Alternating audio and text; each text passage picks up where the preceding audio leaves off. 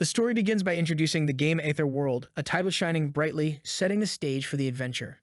Released a decade ago, the game was originally a dating simulator aimed at a female audience. Despite this, it surprisingly attracted more male players over time. Players could engage with a wide array of characters, ranging from easy and highly capable to challenging yet less efficient ones, offering a breadth of experiences. Among these characters, there was one infamous for his difficulty and poor attributes, often referred to as a trash character. A detail emerges about a peculiar player who devotedly played as Bak Yusil for 10 straight years, an unusual choice given the character's reputation. A male character appears, contemplating the game and preparing to begin what seems to be a familiar routine. The same male reveals his identity as Bak Yusil, the dedicated player who has mastered his craft over an entire decade. Scanning the forum, new posts suggest something significant might be happening in the game, hinting at possible updates. Bak Yusil muses over the news of a final boss being introduced in a dating sim, an unexpected twist since these games typically conclude with a romance. A post from a famous ranker describes the boss as unbeatable, a creature with high magic resistance sparking Bak Yusil's curiosity. As he considers the concept of a final boss, he grows thoughtful, holding a coffee cup, pondering the strange development. Bak Yusil contemplates the game mechanics, questioning the existence of a magic-nullifying monster and considering rumors of character deletions. His realization sharpens as the daunting Dark Demon Dragon, the 13th moon of the Black Knight, is revealed in the game. The narrative expands to Ether World, where a cult known as Dark Demonic Humans lurks, setting the scene for a darker tale. These Dark Demonic Humans aim to assist an entity called Persona Gate in conquering the world pursued through mysterious means. Their success in achieving this goal summons forth the formidable Dark Demon Dragon, escalating threats in the game world. Bak Yusil states that 90% of the continent is now under Persona Gate's control. He contemplates his previous focus on PvP, realizing the game lore has become chaotic.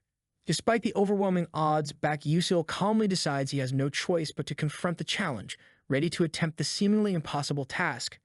He resolves to demonstrate the skills he has meticulously honed over the years, confidently preparing for the battle ahead. Delving into his character, Bak Yusil acknowledges his unique position as the only character unable to wield magic in the game. This lack of magic makes him unpopular among players, as everyone else enjoys magical abilities. His rarity comes from his challenging gameplay. Bak Yusil's character is described as even less impactful than a minor extra, highlighting his underdog status. Nonetheless, this character can wield a single magic ability, offering a glimmer of potential amid his limitations. The ability in question is the Blink spell, allowing for swift relocation with tactical advantage during combat. Bak Yusil's Blink spell is impressive, aligning with the colossal presence of the Dark Demon Dragon. The spell permits him to teleport quickly over short distances, ranging from 3 to 10 meters, enhancing his agility. The risk lies in the randomness of the direction and distance, risking fatal impacts without careful control, challenging the user. Compounding this, the spell's cooldown and mana consumption are burdensome, with a 2-second immobilization penalty after use, deterring most players. Yet Bak Yusil has mastered Blink, controlling both direction and distance, nullifying the penalties, thus redefining his character's capabilities. Remarkably, he circumvents mana issues since his character lacks a mana stat, elevating Blink from a mere movement trick to a formidable strategic tool. The character became engrossed with a particular character in a game, attributing everything to their skill level. Over the past decade, they've been consistently playing the only character in the game that battles without magic. He appears, and it is declared that he has defeated the final boss, known as the 13th Moon of the Black Knight. He questions whether he actually defeated it, expressing surprise and disbelief at the event. Reflecting on his status, he acknowledges his character is equipped with top-tier items, yet still regards it as terrible. Satisfied, he types on the keyboard, acknowledging his achievement with a simple remark. Planning to boast to the community about the defeat of the Dark Demon Dragon, he aims to share the news online. Suddenly, a message appears, stating the wrong ending caused 90% of Etherworld's destruction, leaving him bewildered. Although he was close to achieving the true ending, confusion and shock take over as he processes the information. A plea urges him to reach the true ending, and he reacts with astonishment and urgency. Confused about his surroundings, he finds himself in an unfamiliar place and wonders about his location. Spotting a mirror, he questions what he sees and contemplates what it might mean. Upon examining his reflection, he realizes he has assumed the appearance of Bak Yusil. Kneeling in the dim room, awareness dawns with the introduction of Episode 1, titled Escape the Chase. Recognizing this as Bak Yusil's prologue quest, everything begins to make sense. He discovers the entrance certificate to Stella Academy in hand, a vital clue to his situation. Although challenging to accept, he starts to piece together the reality he now inhabits. He understands he is indeed in either world and accepts the role of Bak Yusil. He rationalizes his position, recalling a voice that urged him to reach the true ending. However, based on his knowledge, the game doesn't typically have one definitive ending, only various possibilities. Could it be that a true ending exists, he speculates, with a mixture of doubt and intrigue. Realizing no one has achieved the true ending in a decade, he feels a rush of responsibility. Despite the mystery, he resolves that now is not the time for speculation. Action is needed. Recalling past experiences, he hopes to leverage his knowledge to navigate these challenges. He remembers that after Bak Yusil's awakening, specific events unfold. Reminded of the pursuers hot on his trail, he knows they will soon invade the hut. A sense of urgency grips him as he realizes his pursuers are already converging on his location. The pursuers spot the hut amidst the snow, their path deliberately marked towards him. Orders are quickly exchanged to search the hut, and he wonders about his next move. Understanding there's only so long he can evade his pursuers, he contemplates his limited options. The scene shows a clenched fist, conveying determination mingled with a sense of helplessness, as the thought of not being able to fight them persists in the character's mind. Despite the resolve, there's an underlying frustration. Mayusio stands in a dimly lit room with the revelation that he can use the skill Blink. The shock at the realization is evident as he processes the unexpected ability he now possesses. The narrative describes Bak Yusil's struggle with magic leakage syndrome, marking him incapable of accumulating mana. Yet, amid this plight, there's a glimmer of hope through one potential skill. With a back turned encircled by an aura, this signifies a faint but pivotal opportunity. Snow falls gently against a backdrop of mountains as a reflection on the spell that has been a lifelong pursuit. As the present moment draws near, there's an implied transition from past to present challenges. Mayusio examines a digital screen displaying the skill Blink with details on class, distance, and cooldown. This is a moment of contemplation and understanding about the newfound power he must wield.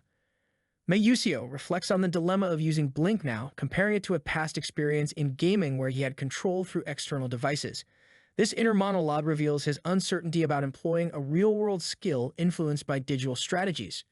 Urgency fills the air as Mayusio realizes that his pursuers have arrived. The immediate danger underscores the need for decisive action, prompting him to think quickly while feeling cornered. With tension rising, there's no time left for hesitation. The situation demands immediate reaction, leaving no room for doubt amidst the escalating predicament. A single resolution emerges as Mayusio decides that trying is the only option available. Despite the overwhelming odds, he resolves himself to act. A chase ensues as someone spots and begins pursuing Mayusio. The imperative to chase and seize him echoes through the air, intensifying the urgency of the situation. The pursuit continues in a snowy forest with commands to prevent escape. Mayusio races ahead, while the pursuit hints at a crucial phase of a tutorial being underway. Instructions emphasize the need to evade the pursuers using Blink.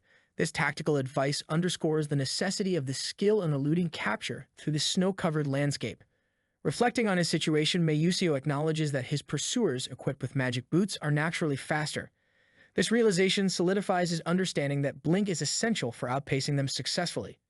In the midst of the chase, Mayusio tells himself to remain calm, recalling the countless times he has used Blink before.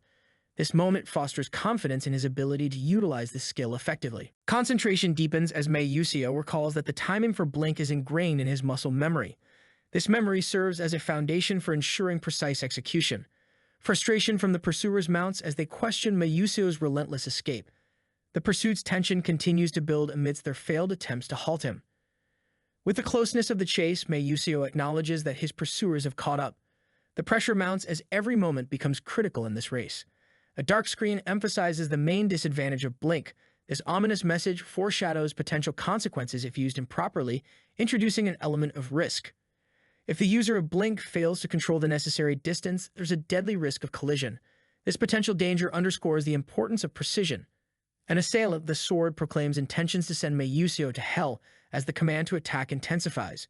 The threat of violence adds urgency to evade. Mayusio contemplates using Blink with a belief in its difference and potential. Preparedness for activation shines in his resolve.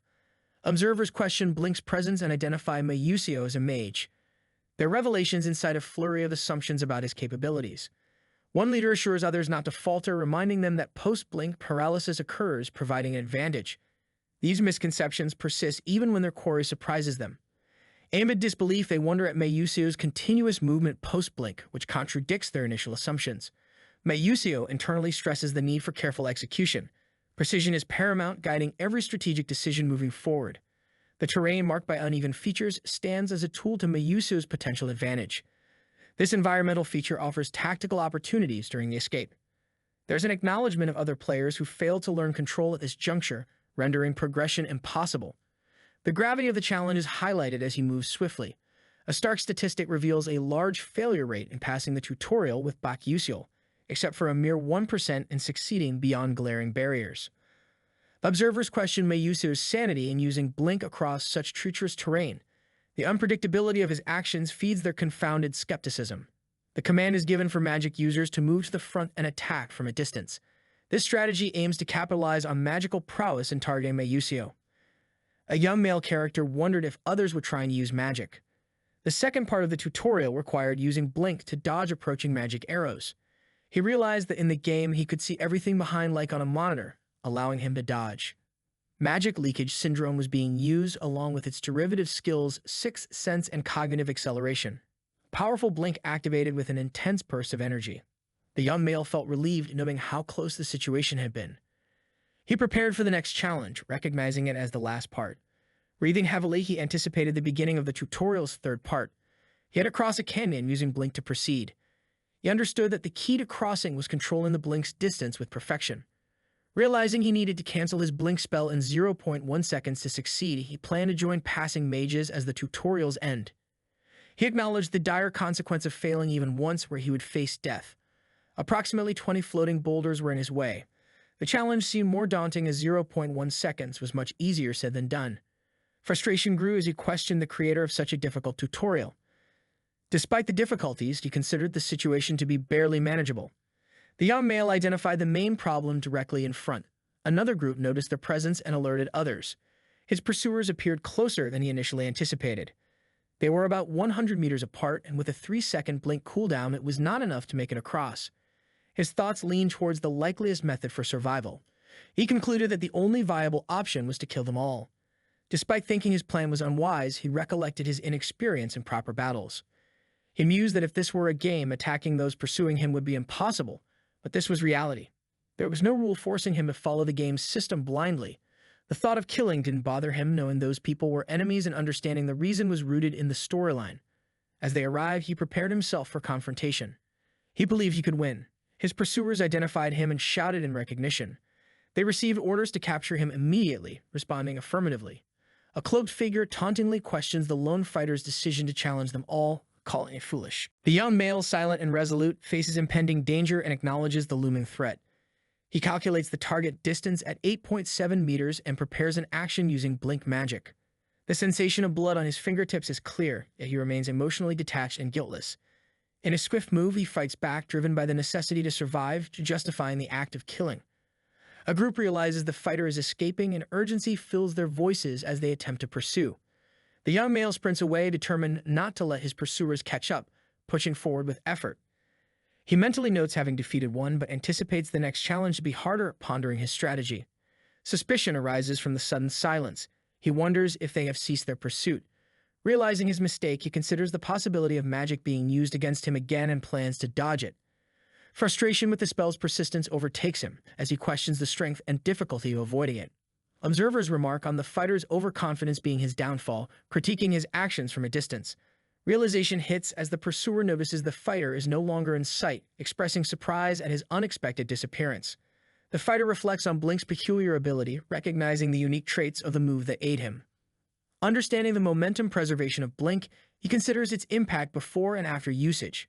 Confusion strikes as he experiences unexpected disorientation, questioning what has occurred during the maneuver.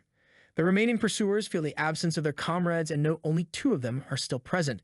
The young male realizes urgency is needed to finish the situation before reinforcements arrive from behind. Among the pursuers, one muses on the fighter's oddity and his impressive reaction speed, unusual for a mage. Alone, the fighter questions aloud his own identity, as if in response to the wonder of his opponents. His thoughts drift to the comparison with gamers, acknowledging his speed is exceptional in virtual scenarios. He acknowledges that continuously dodging their attacks at such proximity cannot be sustained indefinitely. Determined, he decides to conclude the fight swiftly before the tides potentially turn against him. One pursuer confidently boasts about understanding the fighter's combat technique, feeling clever in his assessment. The fighter contemplates his dependency on blink and a dagger, recognizing the predictability of his approach. The opponent plans a defense focused on protecting vital areas from the dagger, feeling secure in the strategy. An invitation to combat is thrown with an ice wave spell, daring the fighter to engage. Confidence radiates from the pursuer, certain of capturing and causing the fighter great discomfort. Annoyance creeps into the pursuer's voice as he reflects on the fighter's earlier timid actions compared to now. Standing firm, the young male acknowledges the past, less aggressive escape attempt, ready for the confrontation. The male character expresses gratitude for the help he received, acknowledging it improved his skills and shows determination in his eyes. An angry man faces him, calling him a brat for thinking they went easy in the past. The man issues a deadly threat, vowing to kill this time, his stance aggressive. The man prepares to attack, wondering about the risk of counterattacks and how his opponent might lure him into a defensive stance with strategic movements. In a heated clash, the man internally resolves not to let his opponent have his way, wielding his weapon with intent. As they battle closely, he contemplates making his move while the opponent is near, strategizing his next strike. During the fight, he questions whether his opponent's initial plan was a frontal attack from the beginning. The scene shifts to a game-like notification, indicating experience points gained and a unique reward for the story's development. Back to reality, the male character is reminded that what he's experiencing isn't a dream, grounding him to the moment. Memories of his first use of skills, his first battle, and first kill weigh heavily on him. He acknowledges having killed to survive, a somber realization that hangs over him. Standing on a snowy cliff, he decides to leave the harsh place for now, the cold winds swirling around. Although the aftermath is bitter, practical thoughts about his lack of money force him to strategize realistically. He discovers a pouch containing coins approximated to 2 million won, offering some relief as he reluctantly views it as better than nothing. Holding the pouch, he recognizes the immediate issue, the formidable terrain he must navigate. He stands before a daunting cliff, acknowledging that crossing it is necessary for his journey. He calls out for others, hoping for assistance or at least a sign of life in the desolate expanse. A voice directs him to another path, prompting him to recognize the group from the tutorial, and hope emerges. The group, clad in cloaks, is familiar as the tutorial's mage group, a site of potential allies or guides. The young man signals his location and asks about crossing routes, indicating no nearby bridge but conveying determination to cross. The group decides to wait for him, noting his intent to cross and showing a willingness to assist. The mages speculate whether the young boy is capable of crossing the cliff, given the challenge's difficulty for even skilled knights. Observing magic in action, the group wonders if the displayed skill is a jumping technique, intrigued by the visible power. One mage identifies the action as a blink, recognizing the technique with a mix of understanding and curiosity. Another doubts whether it's truly a blink, noting potential issues with controlling movement in such a technique. The male character performs an impressive move, contradicting expectations about the limitations of blinking. Two figures observe the scene, their thoughts fixed on the young man's daring maneuver. The young man questions their association, curiosity and caution present in his thoughts. Suddenly, a warning is shouted as a fiery danger approaches fast, urgency overtaking the scene. Reacting quickly, the young man executes a blink to dodge the impending threat, decisive and swift. The male character worries about potential danger, questioning if they are with the mercenary from before and feeling the situation is dangerous. He assesses his abilities, noting that the blink spell has a cooldown of 3 seconds, realizing he cannot dodge all magic. An urgency grips him as he searches for the next floating stone to use as a foothold. Panic sets in as he feels himself slipping, thinking he is going to fall. Frustrated, he notices the floating stones are out of reach, making his situation more precarious. Desperation fills him, hoping to land on just one stone. Relief washes over him as he finds himself surviving the ordeal.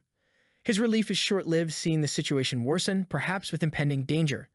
A sense of doom overtakes him, convinced that he is going to die. Curiosity piques him about unexpected magic with dual attributes. Ice spear covered with lightning in the tutorial. Amazement and confusion swirl in his mind, wondering who could accurately execute such magic without wasting mana. As he hangs onto the cliff, he feels relieved, grateful to still be alive. Gratitude prompts him to thank a female character for the help she offered earlier. She dismisses his gratitude, saying she didn't help to gain thanks, and he accepts her words. He reflects on her voice, finding it beautiful, yet perceives her as difficult to approach. Turning his thoughts to the people he's dealing with, he seems unsettled. He recalls that they are known for raiding nearby villages, a recognition of their notoriety. In reality, he considers that most of these activities are orchestrated by the Dark Demon cult. He concludes that escaping the cliff means entering the territory of mages, where the dark demonic humans can't follow. He reasons that they don't know who he is, which is comfort in this chaotic world. Confused, he speculates whether this scenario is the second episode, considering it may not be challenging. A sense of anxiety strikes him as he grapples with the idea of attending school again at this age. A fond childhood memory surfaces where a young boy, Yusil, calls for his mom. His aspirations are shared with his mother, confidently saying he will become a mage and she believes in him. He holds a precious book, recognizing its value and the hard work his parents put into acquiring it. Determined and hopeful, the young Yusil commits to studying diligently, wanting to make his parents proud. Anxiety envelops his mother as she seeks answers from a doctor. The doctor shares unsettling news about Yusil having mana leakage syndrome, shocking the mother.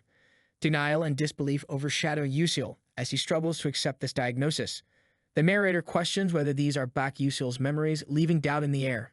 A young boy stood under the rain, distressed and wiping his eyes, overwhelmed by memories that seemed foreign to him, making him cry out. As dawn broke over snow-covered mountains, a serene scene unfolded, signaling the beginning of a new day. Inside a carriage, a man noticed the boy awakening and casually remarked that he was about to wake him up, showing he was watching over the boy. The group was nearing Lezoecha, a satellite city connected to the main city of Arcane, their journey almost at its first pause. They decided to halt for a moment's rest, the group gathering around the carriage amidst a snowy landscape. The boy felt a shiver, acknowledging the cold air around him as he continued with the others. Another character pondered their unexpectedly smooth progress, relieved they weren't stuck in a medieval timeline, appreciating the modern conveniences around. The presence of magic in the Etherworld was notable, yet it coexisted with advanced transport systems like trains, flying ships, and warp holes for safety and convenience. Flying ships were depicted, illustrating how they spanned great distances effortlessly, enhancing long-distance travel. The boy thought about reaching Lezoecha soon, with plans to board a flying ship there, making it sound like the next step was an adventure. Lezoecha itself lay en route to Arcanium, city of magic, where the real adventure and stories would unfold further. The narrative highlighted the prestigious nature of Arcanium, boasting renowned magic towers and 5 renowned academies, with Stella Academy at the top for powerful mages. Reflecting on Stella Academy, the boy wondered about Baek Yusol's admission, a genius surrounded by global talent and such an academic marvel. Realizing he hadn't evaluated his skills yet, the boy acknowledged a lapse, feeling a need to assess his abilities further. The boy reviewed his stats, revealing strengths and weaknesses within his mana leakage syndrome, contemplating the details. Observing his abilities, he considered the crucial role of sixth sense and detection acceleration, believing these saved his life so far. The scene depicted a haunting past linked to a cursed physique, preventing mana accumulation, deepening the mystery behind mana leakage syndrome. The intrinsic curse of Baek Yusil was such that it uniquely tied into his identity and powers, setting him apart from others. Despite the curse, the boy's sixth sense allowed him to detect nearby mana, even enabling awareness of impending threats in any direction. His detection acceleration let him perceive threats faster than normal, ensuring swift reactions beyond natural human limits. This skill, essential to Baek Yusil, was a double-edged sword, consuming significant mind power but vital, due to his inability to use mana long-term. Reviewing his stats more deeply, Baek saw potential growth areas, considering them quite satisfactory for initial progress. Comparing his current status with his past self, Baek recognized that his prior character's traits might have influenced his sensitivity stats. In the world system, stats were divided distinctly into measurable levels, each represented by stars and levels crucial for skill progression. Achieving the maximum star level of 9 was described as almost impossible, with Baek reflecting on years spent in game worlds. He decided to prioritize investments in sensitivity to enhance his sixth sense and reaction speed, planning the long-term gain. With adjustments made, Baek felt satisfied with the current stat allocation, ready to face the immediate challenges.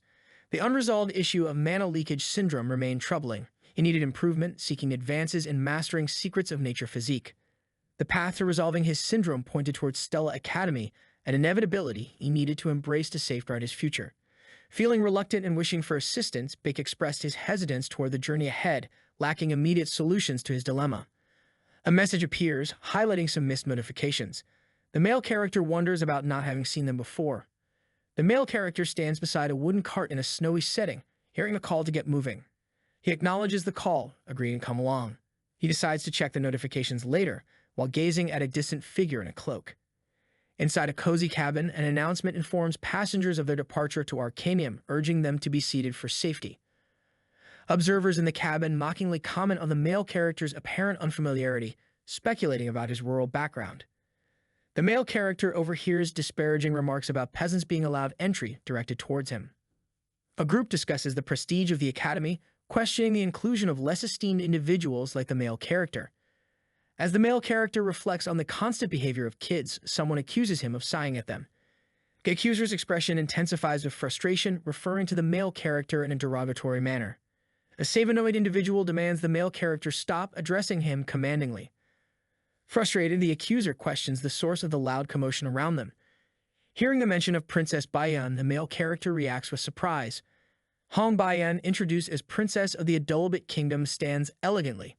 More information reveals her role as a main character who frequently conflicts with the primary female protagonist, and she meets a tragic fate.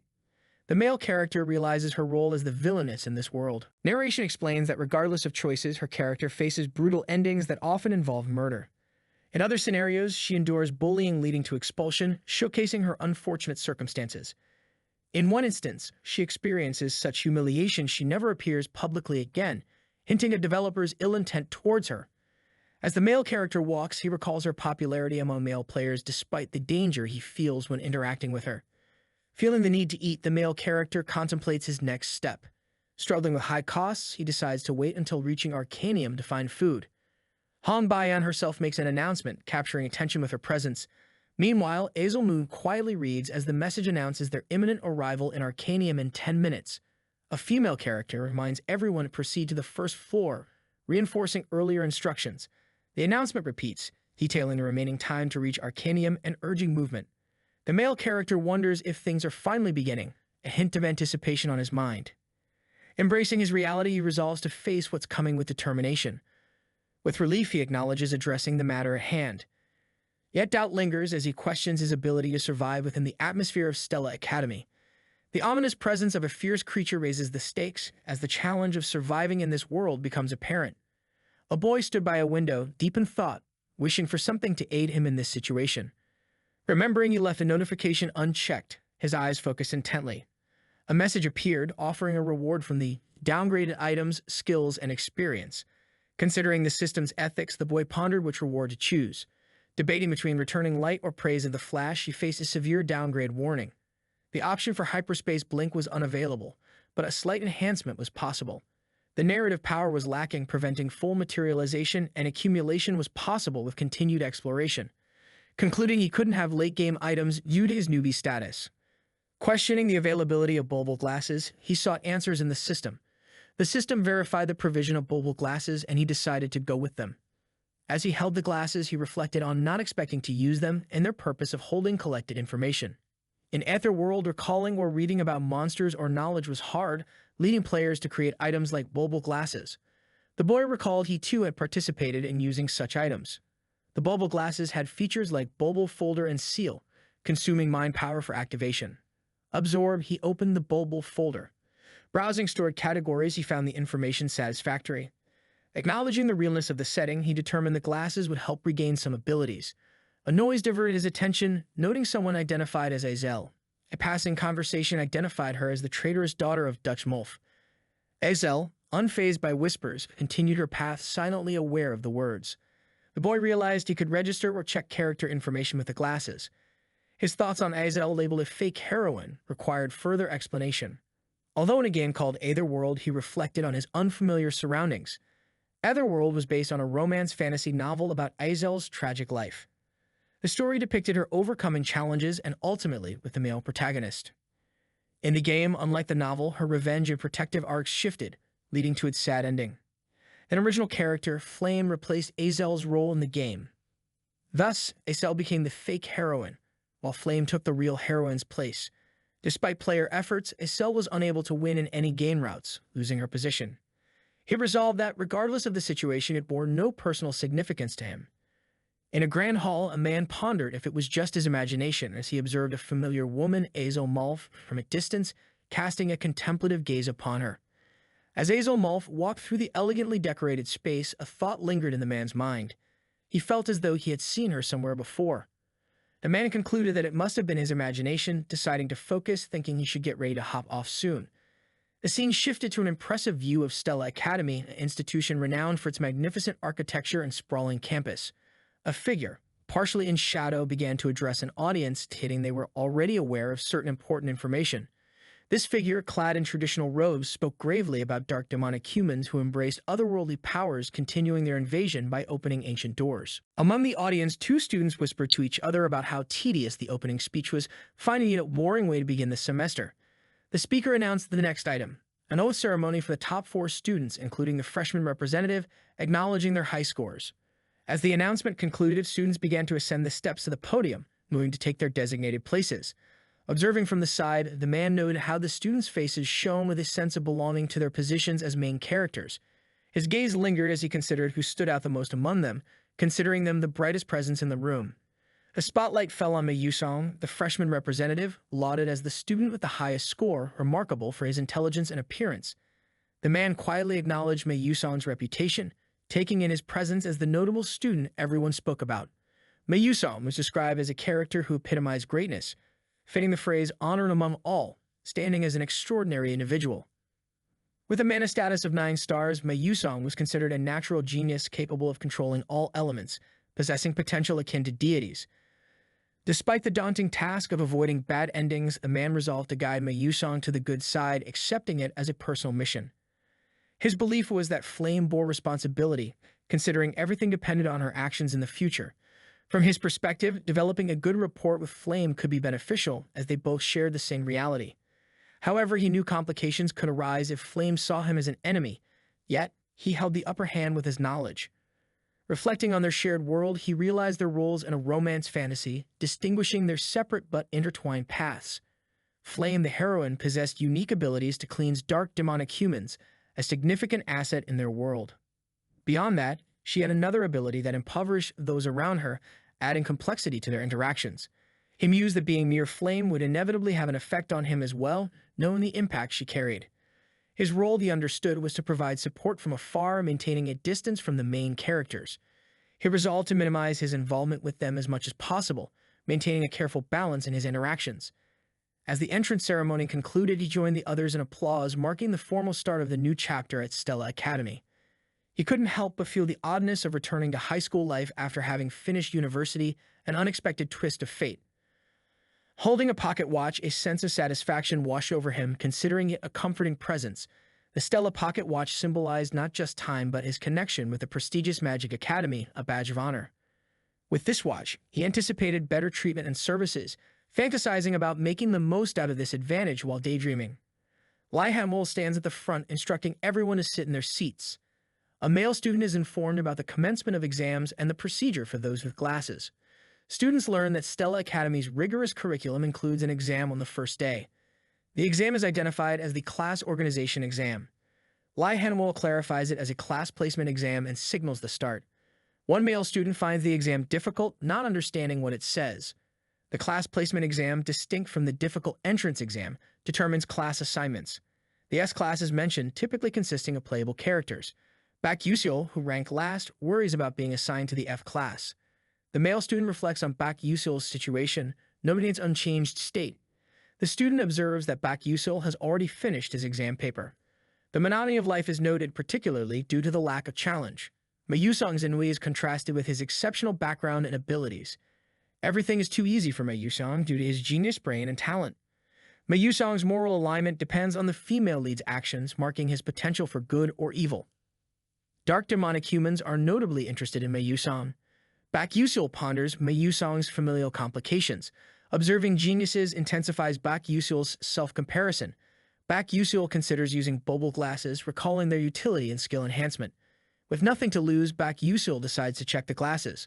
Lai Hanwol questions the purpose of the glasses as Bak Yuseol reveals them. Lai Hanwol reminds the student about the requirement to pre-check glasses. Lai Hanwol offers to examine the glasses personally. Bak Yuseol worries about potential magical detection and expulsion. A system alert occurs, prompting Bak Yuseol to insist on staying calm. Lai Hanwol detects no mana, advising prior permission next time. Bak Yuseol discovers the answers are visible with the glasses.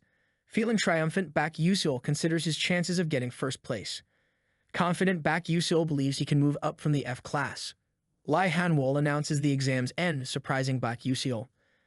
A man is surrounded by floating pages, wondering how he managed to finish 3 questions so quickly, seemingly surprised at his own ability. Baek Yuseol adjusts his glasses, reflecting on his relief and slight disbelief at having escaped F-class, pondering the challenge he faced.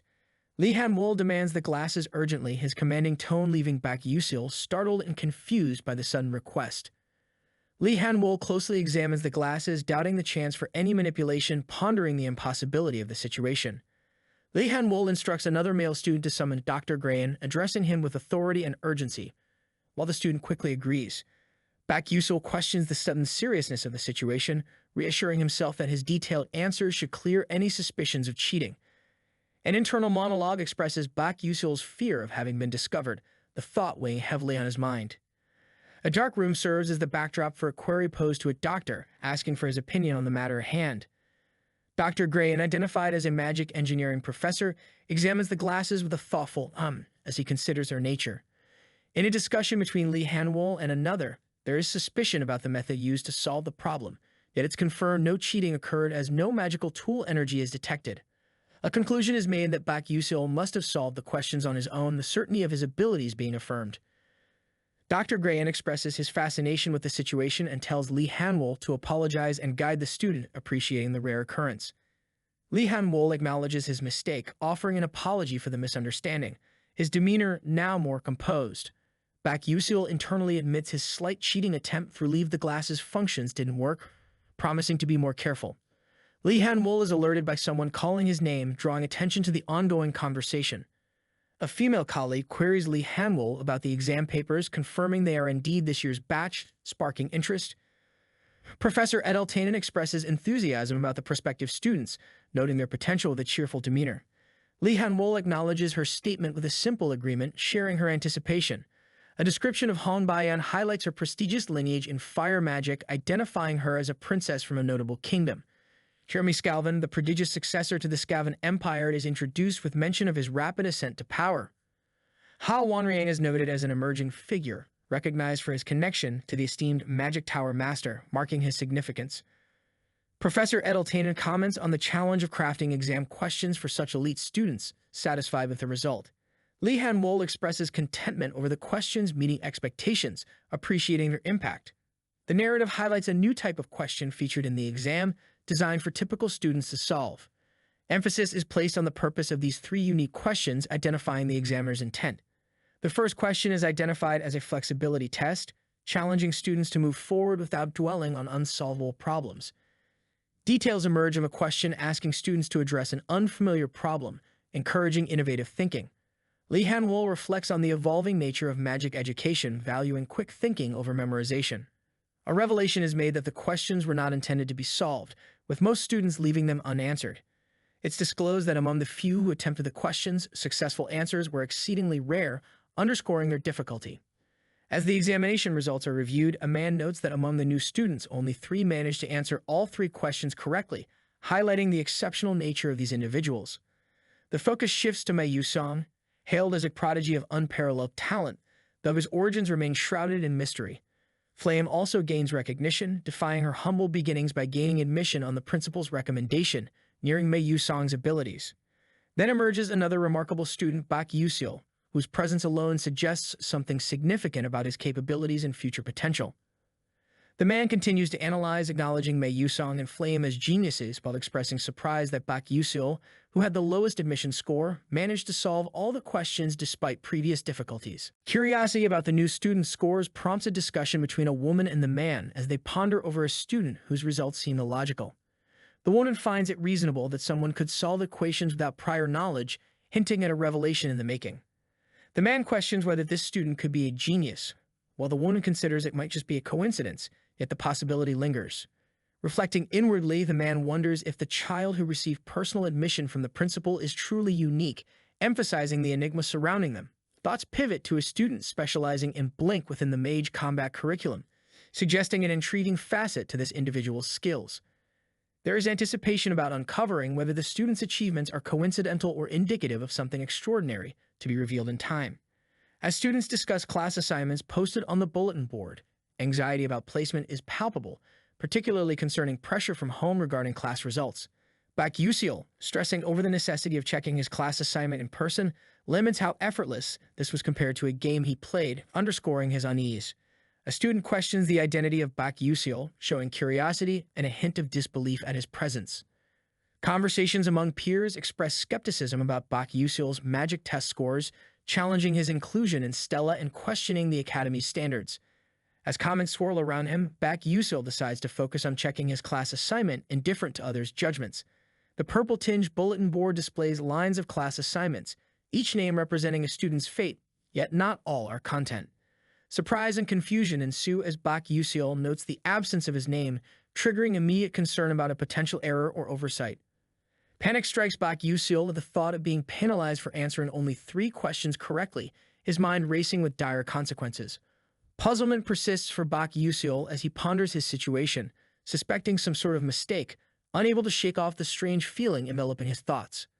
Amidst this, discussions highlight the disparity in class assignments, noting other students rank higher yet placed differently, adding to the mystery surrounding Bak Yusil's case. His confusion deepens, wondering whether an external element might be influencing these peculiar academic outcomes. Finally, clarity comes as his name appears in a distinguished manner, marked as part of S0 Bak Yusil, a category that turns heads. Staring at the listing, he ponders why his name is positioned there, a revelation sparking intense bewilderment and curiosity. The realization unsettles him. The words defy logic, leaving him to question the reality of the situation and its implications. The significance of Class S becomes clear, a prestigious group within Stella Academy reserved for the cream of the crop, a gathering of unmatched brilliance. Unlike other classes with numerous divisions, Class S stands alone, encapsulating only 41 students, a mark of its exclusivity. Bak Yusil grapples with the reality of his inclusion in this elite group, worried about the consequences and the frequent encounters with main figures. He fears that interaction with prominent students could jeopardize his already limited lifespan, lamenting his inability to switch classes. Determined to navigate the situation, he resolves to maintain a low profile to avoid undue attention and any further complications. Finding some sense of resignation, Bak Yusil encourages himself, resolved to adapt and manage the unexpected turn of events.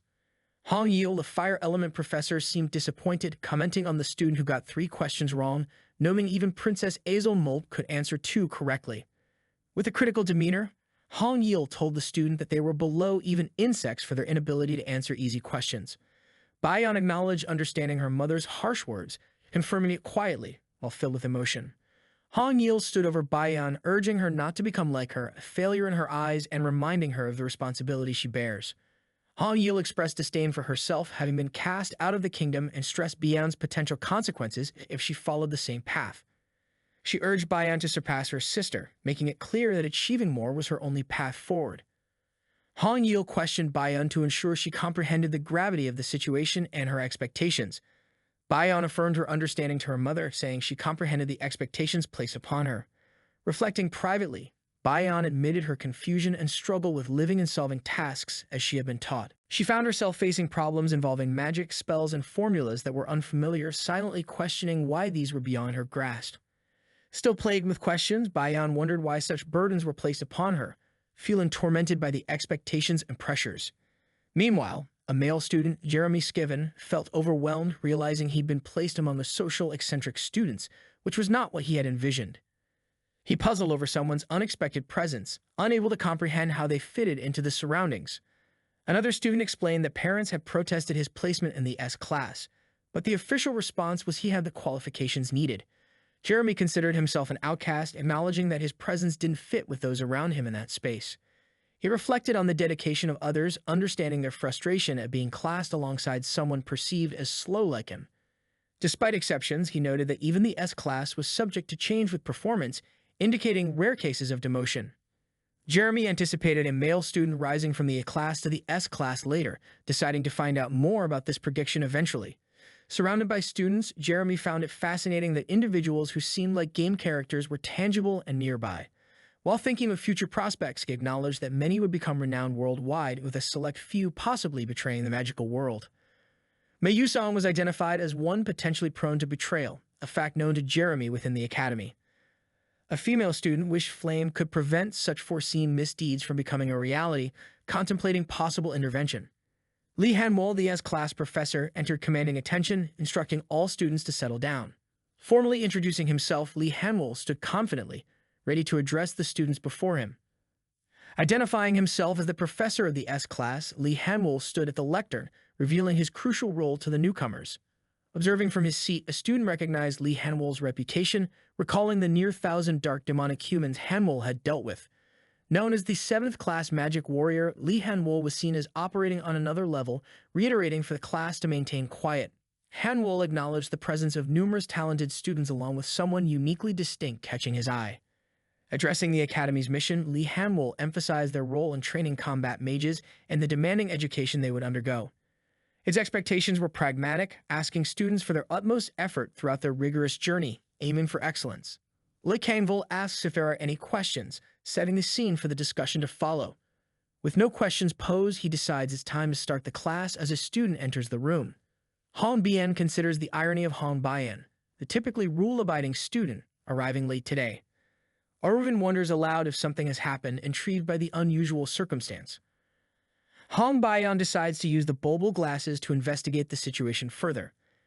A list of facts about Han Bian appears, noting her attributes and the ominous guarantee of her demise. Han Bian reflects on the certainty of her death, emphasizing this unsettling prediction.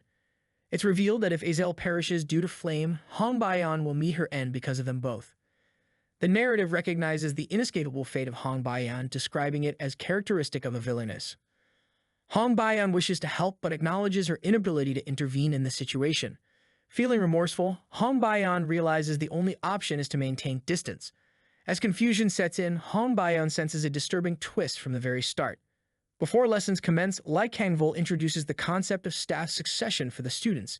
He elaborates that the S and A classes will jointly partake in the staff succession ceremony. Han Bian finds the ceremony a bit troublesome. Despite this, Han Bian admits to looking forward to the event. There are notably 2 significant ceremonies in Stella Academy. One is the familiar contract ceremony and the other is the staff succession ceremony. The staff succession ceremony at the esteemed Stella Academy is highlighted as quite significant.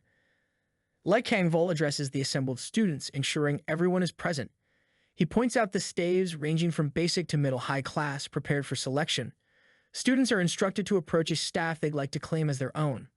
Han Bian notes that choosing a staff is complex, and the resonance between holder and staff is crucial. In the Aether world, staves align only with those deemed worthy, resulting in a resonance effect. This means that acquiring high-level staves isn't simply based on desire. Han Bian contemplates which staff to choose amid the available options. Reconsidering past choices, Han Bian reflects on the need to choose wisely in the S-class. For Han Bian, the wand is deemed the most suitable staff option. Staves are categorized into short-form wands for fast magic and long-form staffs for slower casting. Long-form staffs are typically used by the bishop class, emphasizing a single powerful spell. A boy in a uniform wonders which choice someone will make. A student comments on the abilities expected from someone in the S-class, suggesting a lack of difficulty with resonance. Ignoring the rumors, the boy dismisses others' thoughts. A student challenges another, asking for his identity, introducing himself as Uslik. The first boy is puzzled by the unfamiliarity of Uslik's name. Uslik questions the boy about his staff selection, who replies indifferently. Uslik remarks that the boy should select a staff suited for a commoner. Emphasizing his point, Uslik advises not to cause trouble for the professors, leaving the boy silent. The boy returns the sentiment, telling Uslik not to cause trouble as well. Infuriated, Uslik responds with anger. The boy muses over the annoyance of the situation, hinting at being provoked. Uslik is identified with the background of being a third-rate bully and an underling of Prince Jeremy. The boy processes the information, seemingly underwhelmed by it. Uslik's importance is questioned, as the boy considers him an extra. Uslik declares his intent to select a particular staff and urges observation. The boy is surprised about the mention of Edmure and Amiri. He notes that it should be the most prestigious staff present, suitable for high-class users. A middle-high-class staff is typically reserved for professional magic warriors, not students. The boy reflects that even professional warriors struggle to wield middle-low-class staves. It's noted there's another middle-high-class staff intended more for display than selection. An instructor instructs everyone to choose and stand by their preferred staff. Observers are shocked to see multiple students picking middle-class staves. The boy notes that even a princess chose a middle-class staff. Uslik grows frustrated amidst the chaos of unexpected staff choices. With determination, Uslik asserts he can achieve the same success. Observers recognize Uslik as he makes his way towards a staff. Spectators question if Uslek aims to resonate with a high-class staff. Uslek, confident, prepares to demonstrate his S-class talent. The boy observes Uslek's failure to resonate as expected. Concern arises as Uslek seems injured, prompting calls for a professor. The scene opens with Mei Yusong thinking about how achieving a middle-high class seems impossible. He reflects that it might be better to give up. Mei Yusong walks away contemplating this situation. A reminder to get a hold of himself echoes in his mind. The owner of a significant staff has been decided. Mei Yusong stands with confidence knowing this fact. It becomes clear to those observing that Mei Yusong is involved in the event concerning the staff. They wonder if he will attempt to claim it. Reflecting on the power of the staff, Mei Yusong doubts anyone could handle such a formidable artifact as Edmure Edamiri, including himself. Students express disbelief that an incoming student could manage to take possession of a high mid-class staff. A question about the possibility of such an event lingers in the air, but Mei Yusong realizes he saw this coming. Mei Yusong speculates that more people will recognize the talent on display due to recent developments. In confusion, Mei Yusong ponders if someone has lost their mind. Anyway, he persists. The narrative shifts, revealing Flame as another owner of a high mid-class staff named Teravan. Yet there's a juncture where potential paths diverge. If Flame secures Teravan, the trajectory may change. Mei Yusong could become interested in Flame due to her brilliance, leading to the initiation of the Mei Yusong Road. Conversely, selecting an alternative staff would chart a unique course. The need to involve Flame to align with Mei Yusong remains crucial. As Mei Yusong approaches, he notes with interest that he's found the desired object, while Flame is not far behind. The weapon Teravan comes into view, sparkling as the goal in this decisive moment. A pivotal question arises. What will Flame decide to do next, considering the situation and opportunities? The internal suggestion emerges to seize Teravan. Doing so will likely pique Mei Yusong's interest in Flame, potentially altering future outcomes. Walking briskly, Flame hastens toward the staff, adding urgency to their actions and thoughts. Yet, unexpectedly, Flame shows confusion and appears uninterested in Teravan, leading to uncertainty. Mei Yusong questions why Flame isn't intrigued by Teravan. He wonders if there's a lack of information influencing her decision. Concern mounts as he reflects on Flame's resonation abilities with any staff as the narrative's female lead. If Flame selects an unusual staff, beneficial paths could be closed off, which raises anxiety. At this crucial point, Mei Yusong feels compelled to act, lighting a resolve within him. He resolves internally that pushing Teravan toward Flame becomes his only option. A sudden shift implies change as the moment intensifies around Flame and an unexpected figure. Mei Yusong casually inquires about Flame's choice of staff, seeking clarity under the guise of curiosity. Her response is guarded. Flame admits feeling uncertain but dismisses Mei Yusong's concern as unnecessary, marking her independence.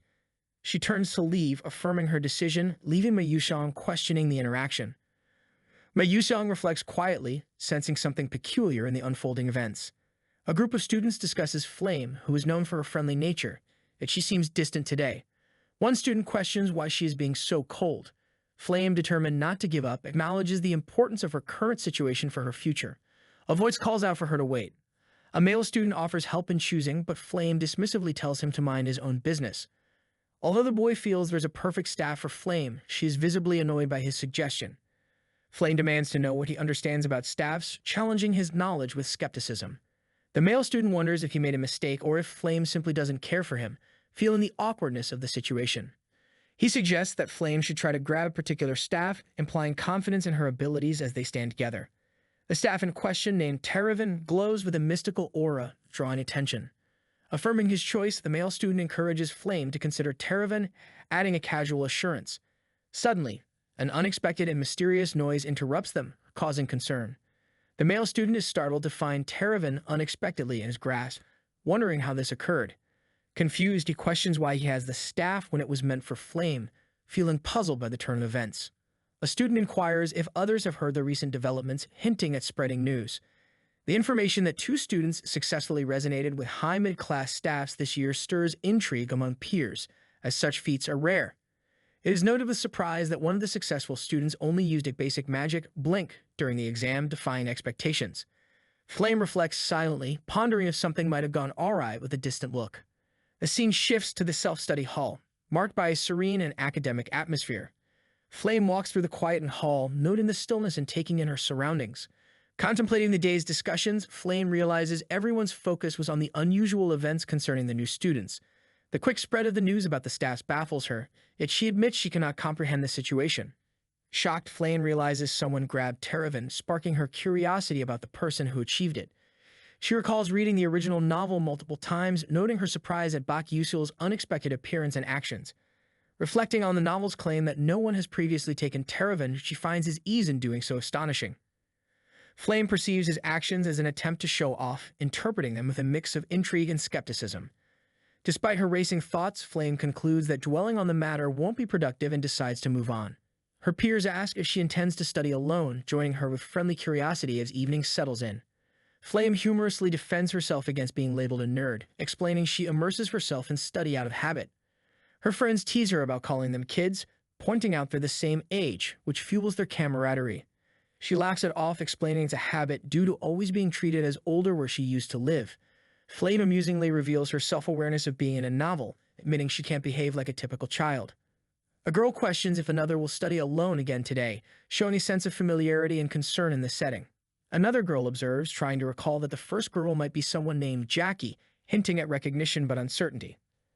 The first girl wonders why the other girl's style is similar to hers, pondering on a past encounter while acknowledging an upcoming special meeting.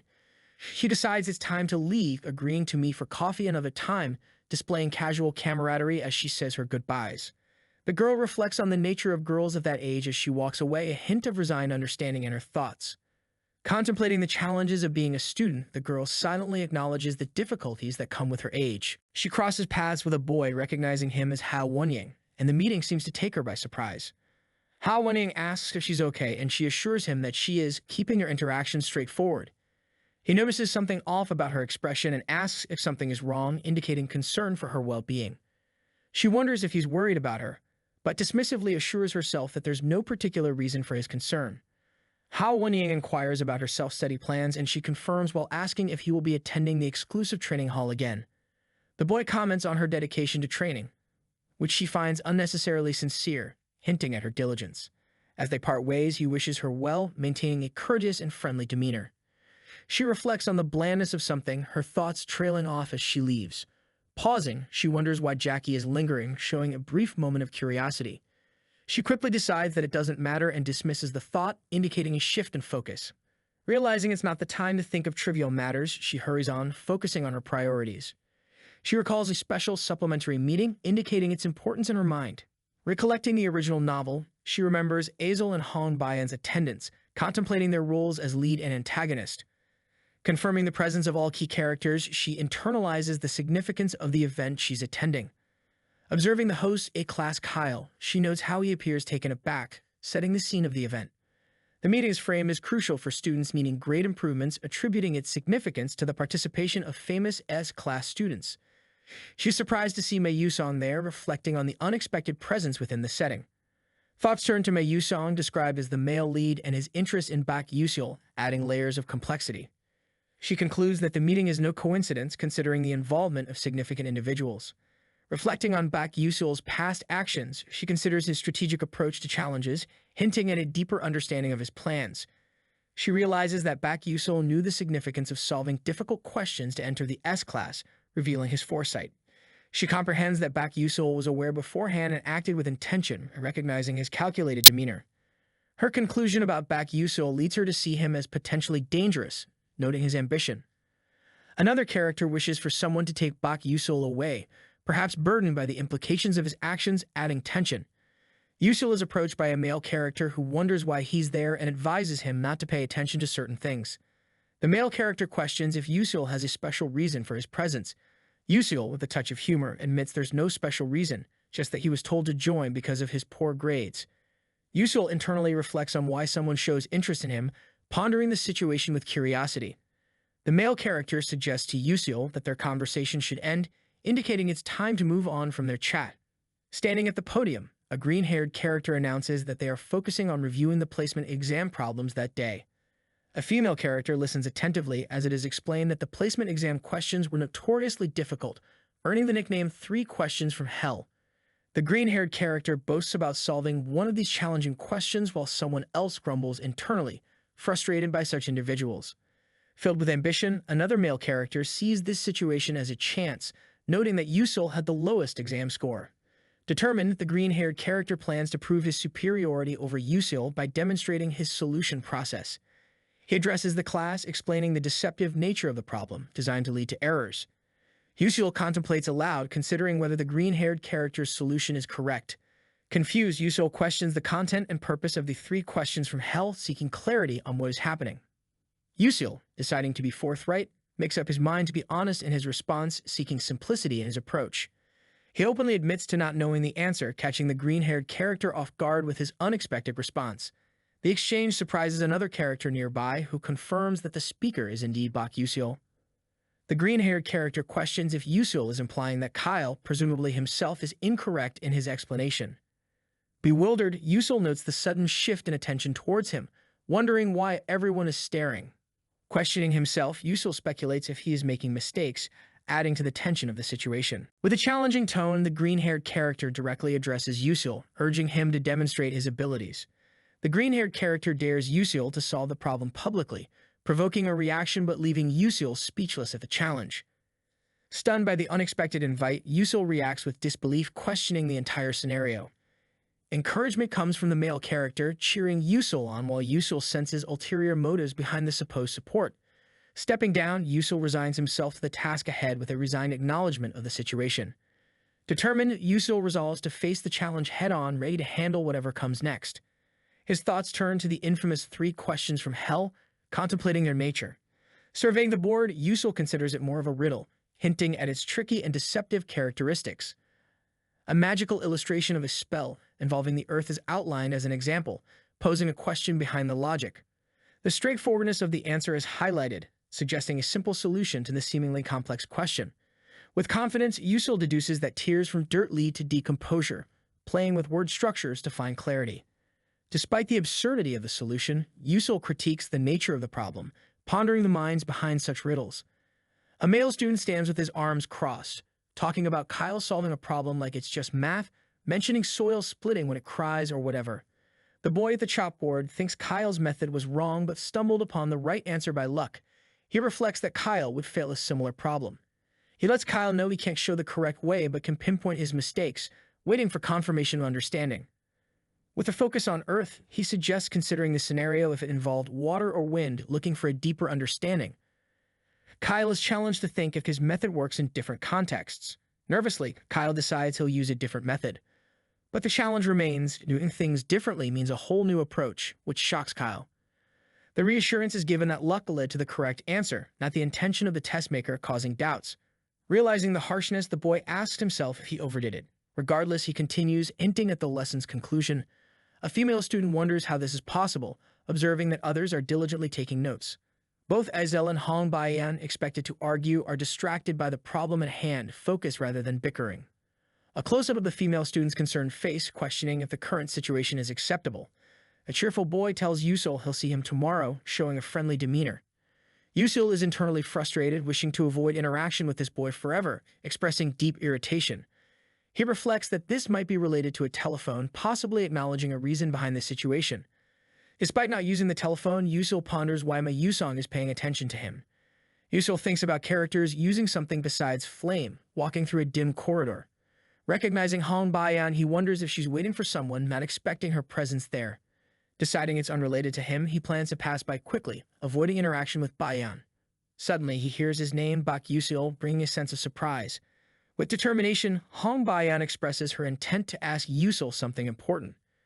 Yusil contemplates Baiyan's unexpected interest, while she directly asks what she wants. Baiyan questions why Yusil didn't explain the solution earlier, expressing curiosity and perhaps frustration. Yusil clarifies that he didn't explain due to the nonsensical nature of the quiz, not out of choice. Feeling misunderstood, Yusil reflects on his lack of words, pondering his ability to articulate. Baiyan speculates that Yusil didn't want to announce his solution publicly, assuming his rationale. Yusil is surprised at the assumption, denying her speculated reason behind not speaking up. Baiyan suggests compensating Yusil, offering something for his troubles. Surprised, Yusil questions what she means as Baiyan offers a fair compensation. Baiyan insists on Yusil explaining whatever is on his mind, seeking understanding. Yusil is confused about being paid to tackle test questions, while Baiyan assures she has her reasons, urging him to proceed. Baek Yusil acknowledges that only 3 questions were wrong, questioning why someone would ask for his help after getting everything else wrong. Hoynyel finds it not embarrassing to ask for help, but rather the fact that she still hasn't figured out the solutions what troubles her. Baek Yusil considers Hoynyel's willingness to do anything for answers, thinking she sounds like a model student. Hoynyel wonders why Baek Yusil was specifically asked for help. Baek Yusil suggests that as a princess, Hoynyel should have many friends to ask rather than just him. Baek Yusil explains that only 3 people, including her, out of 1,141 freshmen, got the 3 questions from hell right. Baek Yusil looks confused as he starts to question Hoynyel's intentions. Hoynyel explains that the trick questions were not meant to be solved, yet Baek Yusil, Flame, and she had managed it. Baek Yusil finds himself in a tough situation, grasping the reality of the unsolvable questions. Baek Yusil questions the purpose of these trick questions meant for nobody to solve. Baek Yusil contemplates why he's in the S class, considering these insane challenges. Reflecting, Baek Yusil wonders why Flame held him back. Hoynyel admits she didn't know the details of world building and was unaware of such trick questions. Hoynyel realizes that Flame is different from her. She knows that Flame must know most of the story settings, even without knowing the game's story. Such comprehension by Flame includes awareness of the 3 trick questions. Baek Yusil being an extra in their world forced Flame to acknowledge his existence. Baek Yusil processes the reason behind Flame's behavior, while Hoynyel questions his expression. Hoynyel reminds Baek Yusil of her request to listen to her in return for his help, which he affirms. Baek Yusil's request is to alter his staff into a magic sword, which intrigues Hoynyel. Hoynyel finds the request simple for the blacksmiths in his kingdom, yet unusual for a mage like him. Baek Yusil insists that a magic sword fits his style, hence the unusual request. He mentally notes that he doesn't feel like explaining his condition but asks Hoynyel if she'll do it. Hoynyel agrees, finding it easy, which Baek Yusil appreciates. Baek Yusil decides to reveal the way to solve a question as gratitude. He begins to explain that the solution involves a change of perspective. Hoynyel seeks clarification on the needed change of perspective, to which Baek Yusil affirms. The weakness of Hoynyel is identified as being stuck in a textbook magic rut. This realization comes only in her 2nd year after a significant defeat by Flame. Baek Yusil considers he might not provide significant insights immediately, but aims to guide her in the right direction. In the dimly lit room, a young man starts off with uncertainty, pondering to himself about something important, wondering quietly. He asks her if she's ever come across something called a nonsense quiz, appearing curious. The girl seems to recall the term nonsense, suggesting she might have heard of it, though her confidence wavers. The young man decides to clarify with a specific example, asking what lies between a knee and a me. Confused, the girl appears deep in thought, guessing that it might be the back of the knee, though unsure if she's correct. Smiling, he reveals that the correct answer is simply and further perplexing the girl. He explains the logic, reminding her that he literally asked what's between a me and a me, emphasizing the expected simplicity. Her mood darkens as she focuses intensely on him, while he remains unwavering, suggesting her reaction may be a bit too intense. Attempting to lighten the mood, he encourages her to calm down and focus on another question, hoping to redirect her attention. He presents a paper filled with unfamiliar formulas and techniques, emphasizing that this challenge requires creativity to solve. She wonders aloud if it would even be feasible to memorize such creativity, her expression reflecting her doubtfulness. He acknowledges that knowing numerous spells and techniques is crucial, but hints that there's something more. He starts to explain that for a mage, the most critical aspect transcends the knowledge of techniques. In a moment of insight, she considers the idea that magic can grow with even the smallest change, viewing the world with new understanding. Still, he notes that she tends to perceive things only as they are, suggesting a lack of deeper insight. He elaborates that spells involve more than just memorizing and executing them, implying a wider perspective is needed. Acknowledging her analytical skills, he admits she might surpass him there, yet highlights a notable gap in creativity. He points out that although she might have many skills, the essential component for a mage, a creative mind, is missing. Observing her serious expression, he internally comments on how intensely she focuses on his explanation. Seeking reassurance, he asks if she has understood everything, despite the complexity of his explanation. With confidence, she confirms her understanding, leaving no room for doubt in her comprehension efforts. Internally, he admits his own confusion, finding it fascinating that she appears to grasp concepts he struggles with. He expresses his relief that she's on the same page and suggests they proceed with the exercise. He poses a lighthearted question about what a man would say to a horse while putting it to bed, catching her off guard. The question lingers in her mind as she contemplates possible answers, visibly puzzled by its simplicity. She conceives her inability to answer, and he responds with the punchline, revealing the playful nature of the quiz. He continues with another question about why beds are perceived as hardworking, leading to another humorous reveal. Challenging again, he asks what eventuates when rock, paper, and scissors partake in a race, and she remains perplexed. He delightfully shares the answer, enjoying the pun that rock started the race while paper and scissors remain stationary. He anticipates an explosive reaction from her, knowing her patience might be nearing its limit, yet maintains his composure. Han Bayan pondered what the cloud might have said to the ocean, hinting at a story or joke. A male character wondered aloud what the cloud said to the ocean, particularly when it was raining. Hong Bayan considered the phrase, "I'm getting a bit emotional," reflecting on the potential wordplay involved. With surprise, Han Bayan acknowledged that the male character got the answer right.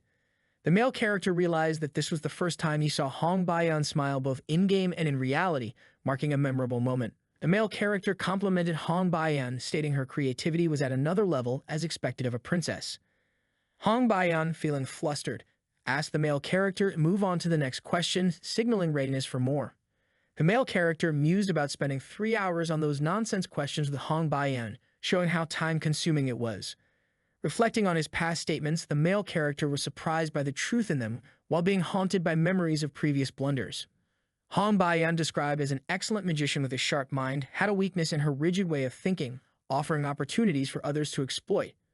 Although Han Bayan was the villainess, the male character felt slightly guilty, acknowledging her role. The male character considered modifying Turvian into a magic sword, implying the necessity of more work. Realizing he needed to hurry, the male character decided to buy the books needed for his class, aware of his urgency. Unsure of his exact location, the male character tried to recall if he was in the right area. Looking around, the male character noted how run-down the place appeared, acknowledging its state. Despite the appearances, the male character seemed assured, knowing something others might not. The bookstore owner pretended to be asleep while watching his customers, creating an unsettling atmosphere in the nameless decrepit bookstore. Mention of the study notes of Mela, highlighting their value as the student graduated at the top of Stella Academy 10 years ago. In real life, a textbook for the major would be necessary, affecting grade increases based on the textbook used. While the game presented choices with the press of a button, reality required more tangible actions. Initially purchasing textbooks from famous bookstores, the male character later discovered valuable books hidden without signatures. Considering taking a magical engineering class with Mela's notes, the male character believed it could guarantee full marks. Estelle appeared, prompting the male character's surprise at encountering her. Estelle confidently acknowledged the male character's recognition of her, hinting at her fame. Remembering the male character's name, Estelle linked him to the supplementary group, showcasing her memory. The male character questioned if Estelle failed to remember their earlier meeting before entering the academy. Estelle mentioned enjoying a debate while expressing disappointment over the male character's incomplete explanation, leading to his reflection on her inability to figure out the question either. Estelle casually ended the conversation, indicating it was nice meeting him before departing. The male character felt relief at keeping hold of something precious, grateful that it wasn't taken away. He wondered why Estelle was there, pondering the reasons behind her unexpected presence. The bookstore typically stocks used books and attracts customers who are generally students with limited means, just like the ones browsing through the shelves in search of affordable options. Estelle, from a once-respected family that's fallen on hard times, finds herself here out of necessity. Her mind wanders to her father. A dark memory looms, with her father likely having met his untimely end by the hands of sinister, dark entities. A young man comments on the tragic circumstances, observing that it's unfortunate for someone of her background to have to worry about affording used books. The narrative of Estelle continues, highlighting her early demise even before characters like Flame, who rose to significance as the story unfolded, further emphasizing her misfortune. Estelle is remembered as the character most plagued by misfortune, suggesting her story within the novel was particularly tragic. At the bookstore counter, Estelle gathers her selected books, and the young man behind the counter, though initially surprised, agrees to sell her the stacks she presents. A conversation ensues where the young man inquires what Estelle intended to say, noting her choice of topics as rather intriguing. The young man wonders if Estelle was on the verge of insulting him, hinting at the complexity of their interactions. Estelle finds herself questioned about her choice of reading material, which includes an advanced topic, leading to curiosity about her interests. The ancient theory of sealing, a rare skill involving magic, is explained to have little use in the current era, overshadowed by advancements in alchemy and magical engineering, as Estelle considers its significance. Acknowledging its limited application, Aicel admits to the young man that she understands the obscurity of the subject.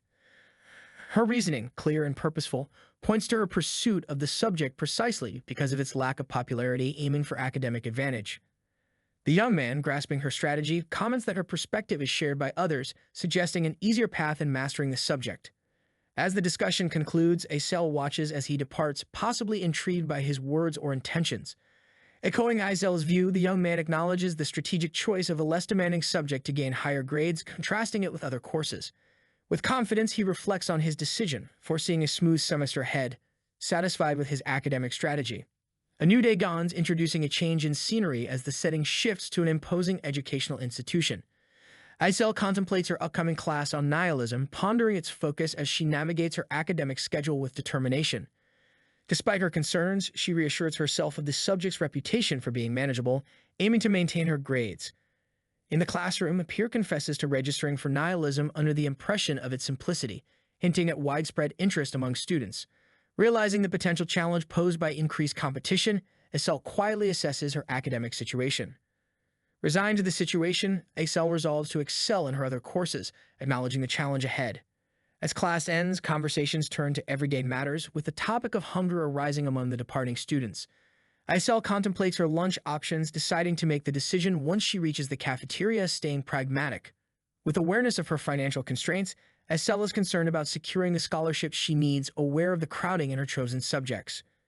Choosing between priorities, Aicel wonders if managing her hunger should come before other concerns. She evaluates her resources, deciding a modest meal of bread will suffice, taking stock of her limited meal tickets. As she navigates the corridors, Aicel notices a familiar figure, possibly recognizing the student Bak Yuseol, sparking curiosity. Her observations are confirmed. It is indeed Bak Yuseol, noted by his distinctive appearance, marking a moment of recognition.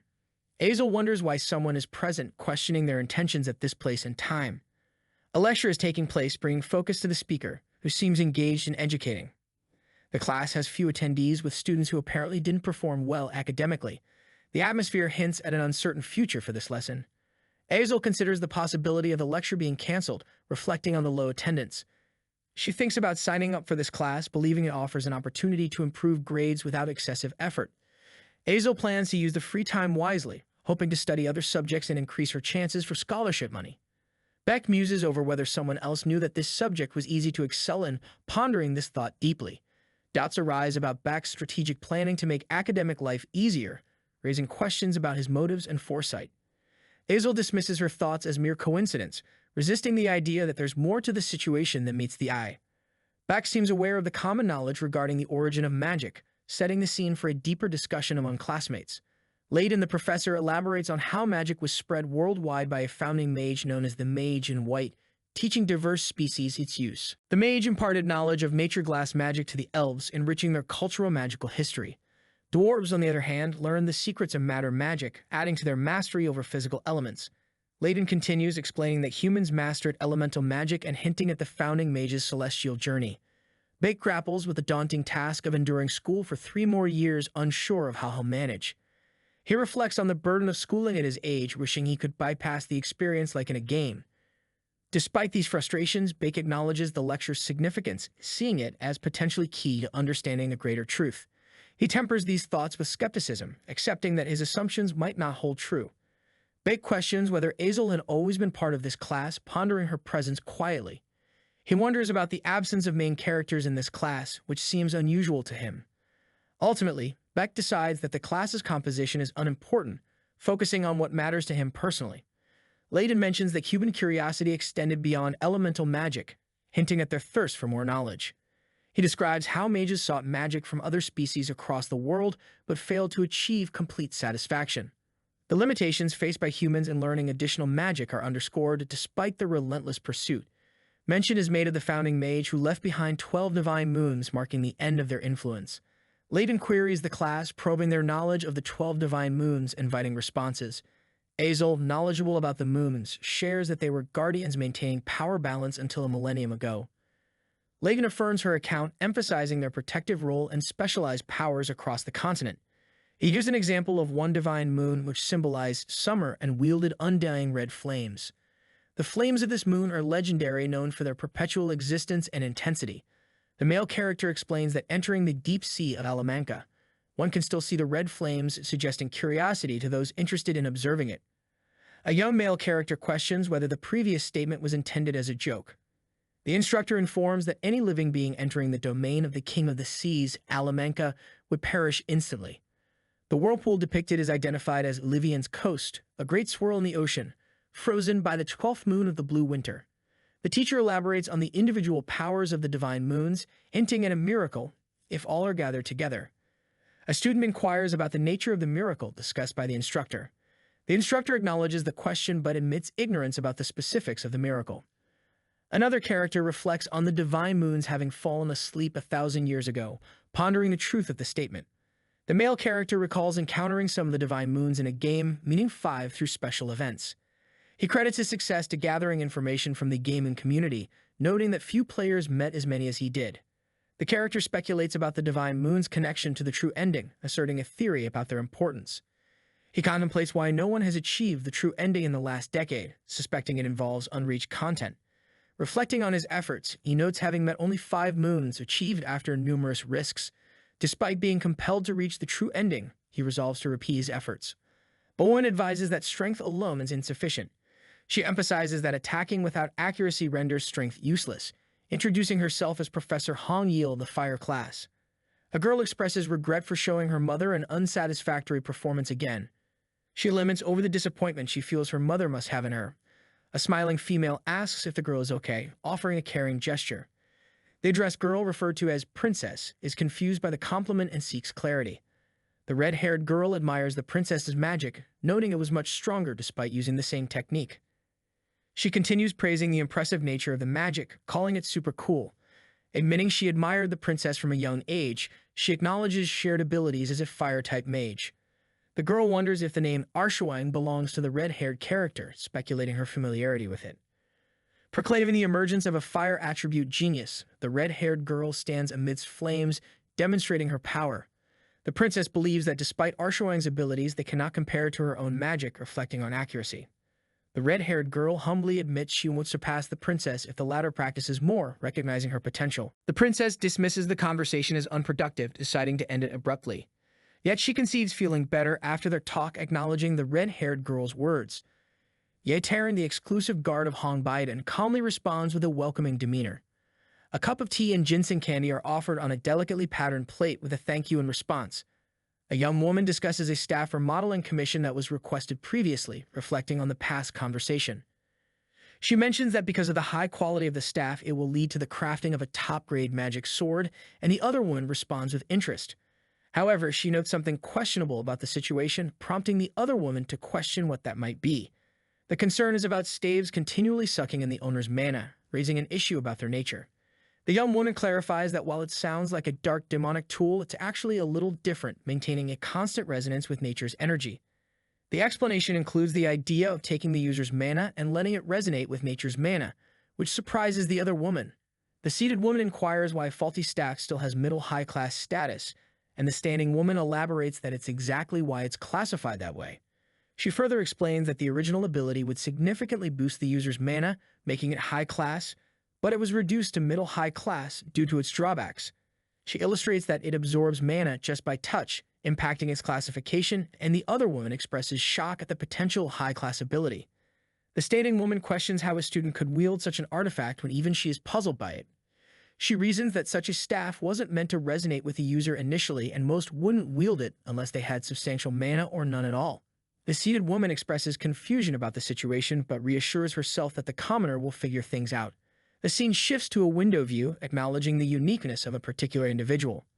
A classroom setting is established, with a caption indicating a period of few days after the semester's official start. The lesson highlights how attack magic requires detailed manipulation more than other types of magic, part of the class's focus. The professor stresses the necessity of the mana orbitology class as mandatory for mastering these skills. Azel Mulf is introduced, and from now on, the class will focus on orbitology for PvP battles with an emphasis on shooting and targeting concepts. The professor proposes discussing an orbital formula, implying a scenario involving a water-type magic calculation. A student grumbles about the focus on water attributes in the lesson and suspects that lacking a water attribute major would make the problem unsolvable. One student wonders whether the teacher is purposely trying to challenge them, finding the class dull and somewhat bothersome. Another student, seemingly overwhelmed, questions why the lessons are proving more difficult than other subjects, remarking on the demanding nature. Bak Yusil is called upon by the professor to stand and solve a problem, expressing a sense of being caught off guard. Shortly after, Bak Yusil approaches the board and completes the task, feeling quietly accomplished. His solution is acknowledged for its simplicity and clarity, praised for organizing a complex equation with ease. The professor inquires if Bak Yusil's primary focus is water attributes, to which he denies, adding a layer of surprise. The professor, satisfied, decides to continue with similar questions in the next class, turning his attention toward Azel Mulf. Azel Mulf, poised with curiosity, suggests that she has a question for the professor, raising intrigue.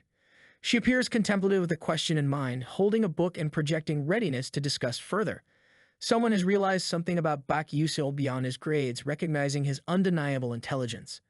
The narration highlights someone's extraordinary abilities, mentioning their comparison even to the top rankers. A young male student confidently declares that he has finished the task, standing in front of a blackboard. The question posed was challenging, suggesting it was at least of university or professor level. A young female student questions the mystery surrounding Bak Yusil's identity, pondering about the gathering place for geniuses like Stella. The male student reflects on his earlier doubts but now believes that this person has a clear strategy for course registration. The female student, holding a book, is curious about what the next class for the male student might be. The male student wonders if she is interested in him, finding the thought gross, while the female insists it's more disturbing for her. The male student wonders what he is doing, feeling out of place for an adult, and asks why she's inquiring about his classes. The female student shares her research, noting that all the classes he's taking seem to give high grades easily, sparking her interest. She asks directly about where he learned this strategy, emphasizing her intent to know. He finds her curiosity important but plays it off as mere coincidence, having wondered about what she would ask. The male student decides to leave, assuming the conversation has ended, which surprises the female student. He turns back upon hearing her request to wait, looking somewhat surprised. She catches up to him, wanting to discuss further, and he wonders why she followed him, telling her to learn from others. The female student suggests following his method or doing what he's been doing as she looked up his classes. He discusses the advantage of taking Divine Moon Studies, mentioning its effect on maintaining high grades, but worries about its impact on her grades. The female student worries about losing her scholarship if she doesn't get top grades, showing her selflessness in thinking about others. The male student muses that despite being slightly annoying, she still seems like a main character, noting her persistence. The female student requests a course recommendation that is easy for grades, hope few, but he questions if her looks will influence his decision. She remarks that her face usually helps relieve stress, playfully questioning his reaction, which leaves him surprised. She laughs, revealing it was a joke, and mentions preparing compensation for his trouble, catching his interest. The male student wonders why compensation is common among kids, slightly annoyed by the practice's prevalence. She inquires if he knows about the ghost story of the Seventh Tower, which catches him by surprise.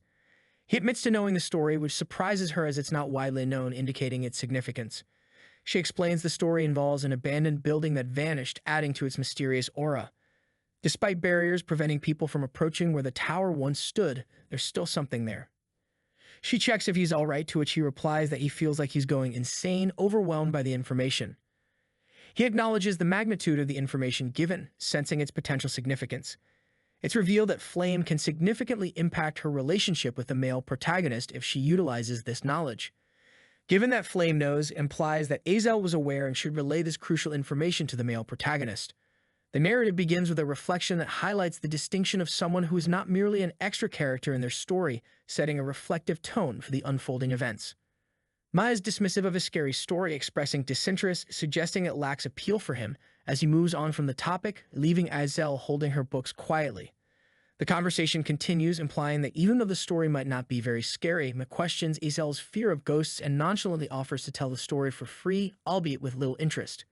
Azel, surprised by Mae's change of mind, questions his willingness to now share the story, while Ma acknowledges that he's chosen to change his approach. Azel stands holding her book, contemplating the fact that Mae seems to genuinely want to offer her something worthwhile, prompting her attention. Ma explains that what he's about to share won't affect Azel's grades, but suggests its immense utility, introducing Meditation Journey into the Abyss as a liberal arts class option. Azel questions the idea of taking meditation as her liberal arts class, wondering if there's a focus on cultivation, to which Ma responds candidly, admitting his lack of interest. Ma reflects on how to articulate his point, recounting how meditation significantly enhanced magic power for someone from a bishop's position, hinting at potential growth. Acel, intrigued by this revelation, seeks confirmation that such progress was achieved simply through meditation, to which Ma affirms with a simple acknowledgement. The narrative reveals that this knowledge isn't widespread yet, emphasizing its critical importance for bishops engaged in large-scale destruction magic, underlining a key advantage. The focus shifts to the significance of meditation, crucial for accurate casting, derived from formulas and equations but ultimately dependent on mental control over mana. In a moment of candidness, May admits to selectively sharing this information because he finds Aizel cute despite having called her ugly earlier, leading to a gentle contradiction. Grateful but noting the lack of direct academic benefit, SL decides to enroll in the class, showing a willingness to embrace the opportunity presented, following whatever course feels right. Ma silently muses about the consequences of sharing this information, expressing concern over the potential impact his actions could have on future events and outcomes. The story takes a somber turn as Ma imagines the grim fate Aizel could face if left without intervention, stressing the importance of his decision to help. With hope, Ma considers the possibility that meditation might offer Aizel the means to alter her destiny positively, wishing for its success in aiding her. A sudden realization hits Ma as he acknowledges his own abilities as a mage, questioning why he never considered training before this point, sparking a moment of reflection. The scene shifts to an explanation of Bak's rigorous training in the game, where his diligence in physical and magical enhancement leads to immense growth. Ma contrasts the game's ease of gaining experience with reality, noting the quietness of late due to the absence of episodes or hunts, impacting his own progress. Despite the challenges, Ma feels a sense of gratitude towards Aizel for inspiring reflection and decision-making, attributing his current path to her influence. As May enters his dorm, he reflects on its considerable size, pondering the expansive space within, setting the stage for introspection in his surroundings. The narrative describes Stella's living arrangements, where all students reside in dorms, creating a structured communal environment for those studying there. The dormitory system, initially intended as a decorative feature, becomes a crucial refuge for Bake following the loss of his village, offering him solace and stability. Dorms are sorted by class with consistent room sizes but varying occupancy based on class status, providing a unique reflection on societal hierarchy within the school. Bake, seated on the floor, contemplates the isolation yet fulfillment of finally having a space to himself, embracing the opportunity for personal growth and introspection. Bake decides to begin his own journey, setting his mind to initiate meditation, focusing inward to harness his potential, as previously advised. He acknowledges that while stats hold significance, adapting to his body's present reality is imperative, emphasizing the need for balance in his holistic development. In the game world, Bake was renowned for manifesting a sword aura, showcasing an extraordinary melding of intellect and martial capability. His unique ability to channel mana consistently through and around him underlines his prowess, elevating his skills beyond conventional norms. The narrative concludes with Bake's unparalleled achievement in swordsmanship, marking him as the solitary individual to reach the summit of this discipline, echoing his exceptional journey. A young man is meditating, determined to walk down a path one more time, surrounded by a glowing aura. He focuses on his breathing, using it to guide the mana flow through his body, aiming to increase the mana intake gradually. Reflecting on training, he knows skills don't level up just by collecting experience. Consistent practice is essential for improvement. He experiences a familiar sensation, thinking it's the same one Bak Yusil must have felt.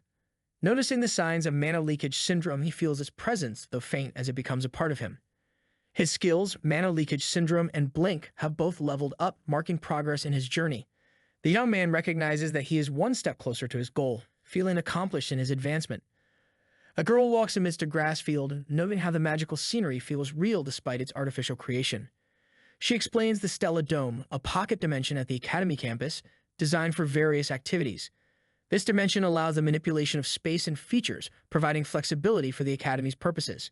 It hosts diverse events, including sports and monster training, catering to the Academy's comprehensive curriculum. Among the students, she counts a total of 141 people observing the gathered crowd. Recalling the distribution, there are 50 from classes A1 and A2, with 41 from Class S.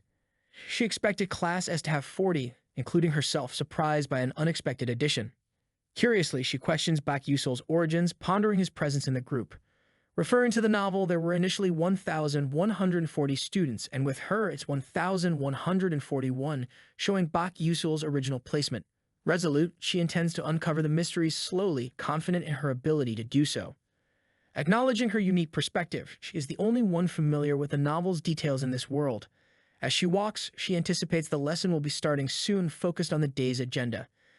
She addresses a boy named Jeremy, inquiring if he has completed the class registrations. Jeremy confirms their registration for soft magic research, mentioning her involvement. He cheerfully invites her to enjoy their time together, displaying enthusiasm. She recognizes him as Prince Jeremy, aware of his identity and status. In the novel, his obsession with Isol led to rejection, which eventually turned him into a villain. She observes his seemingly kind demeanor, suspecting that each action is calculated, and resolves to keep a distance. Despite his good looks, she understands why many people flatter him, acknowledging his influence. Jeremy's clique stands out in the school, noted for its prominence and impact on the environment. Determined, she reminds herself to stay focused, preparing for the future as this world becomes her reality. An instructor outlines the day's plan, starting with skill training to assess the students' capabilities. He asserts control over the training, cautioning the students to accept the direction without complaint. The professors remind the students that they have the authority to adjust their points, emphasizing that expulsion is a risk if their points fall too low. A man explains the upcoming training, mentioning it's a mock dungeon exercise that will include phenomena from real dungeons, as well as traps and monsters for testing. The training rules specify that defeating a risk level 1 monster earns 4 points, while defeating a risk level 2 monster earns 8 points. Holding a point stick, the man states that acquiring it grants 20 points, highlighting its value in the exercise. The top 5 students will receive rewards and shop privileges, but those with 0 points risk losing them, adding a competitive edge to the scenario. The girl is informed about the possibility of forming teams to avoid failure, with a reminder that points are shared among team members. An additional rule is that if a student manages to defeat another student, they acquire all of the defeated student's points. The instructions conclude with a simple wish of good luck, indicating that it's time for the exercise to begin. Suddenly, the ground beneath the students seems to be moving or changing, adding an unexpected twist to their footing. The students find themselves in a new environment resembling the Jack and the Beanstalk tale, introducing a sense of adventure. A girl realizes she should start her journey, holding a staff with determination to proceed. A female voice calls out to Flame, drawing her attention as she prepares to venture forth into the mystical landscape. Jackie expresses concern about Flame being alone during the practical training, showing a sense of camaraderie. Although teaming up is advantageous, Flame decides to go solo to maximize points, sharing her plan with Jackie. Jackie acknowledges Flame's decision, recognizing the point-sharing issue in teams, but wonders if there's a hint of sarcasm.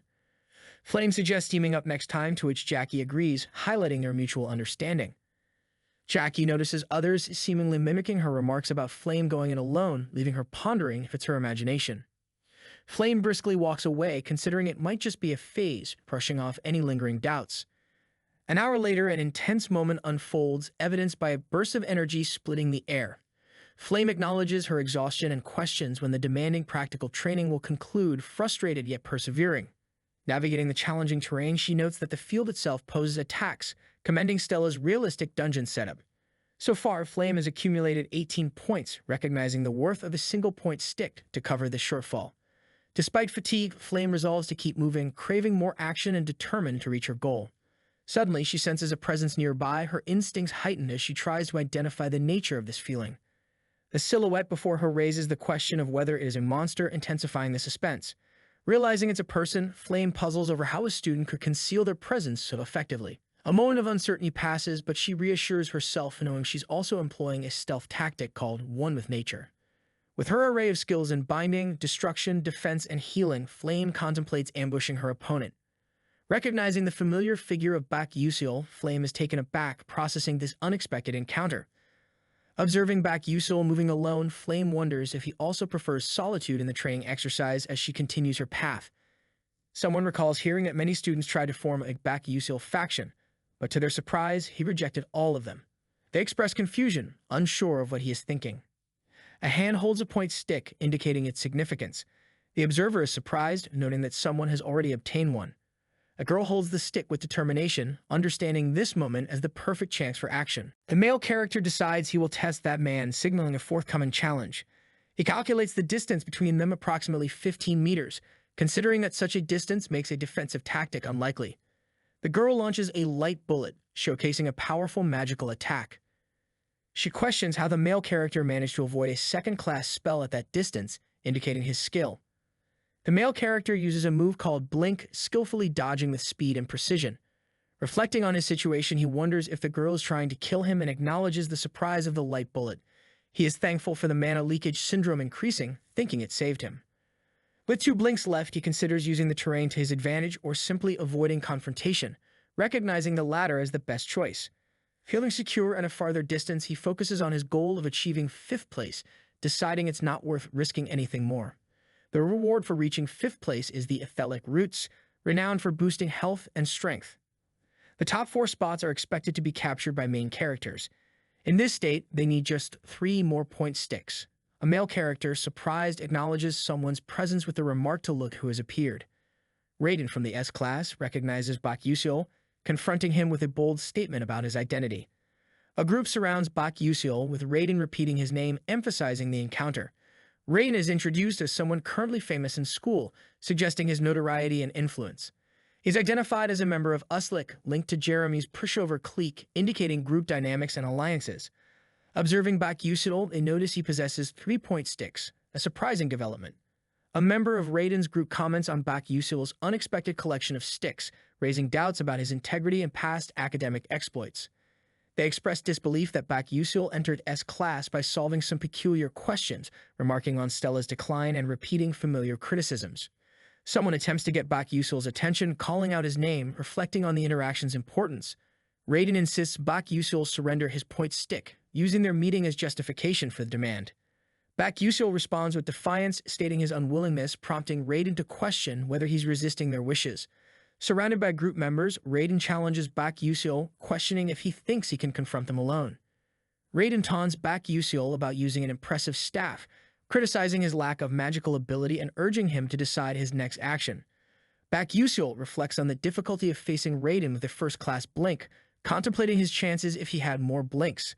Despite the challenge, he recognizes a potential advantage hidden within his situation, referred to as a variable he possesses. The key element Bak Yusil considers is the point stick he holds, implying a strategic leverage in his hand. Additionally, he acknowledges the tactical significance of their current location being a dungeon, foreshadowing possibilities. A young male student stands confidently, holding a wooden stick in his hand. He simply says "here" as he faces the lush green backdrop of the forest, marking a significant point or way forward. Another male student with a mischievous grin acknowledges the action with appreciation.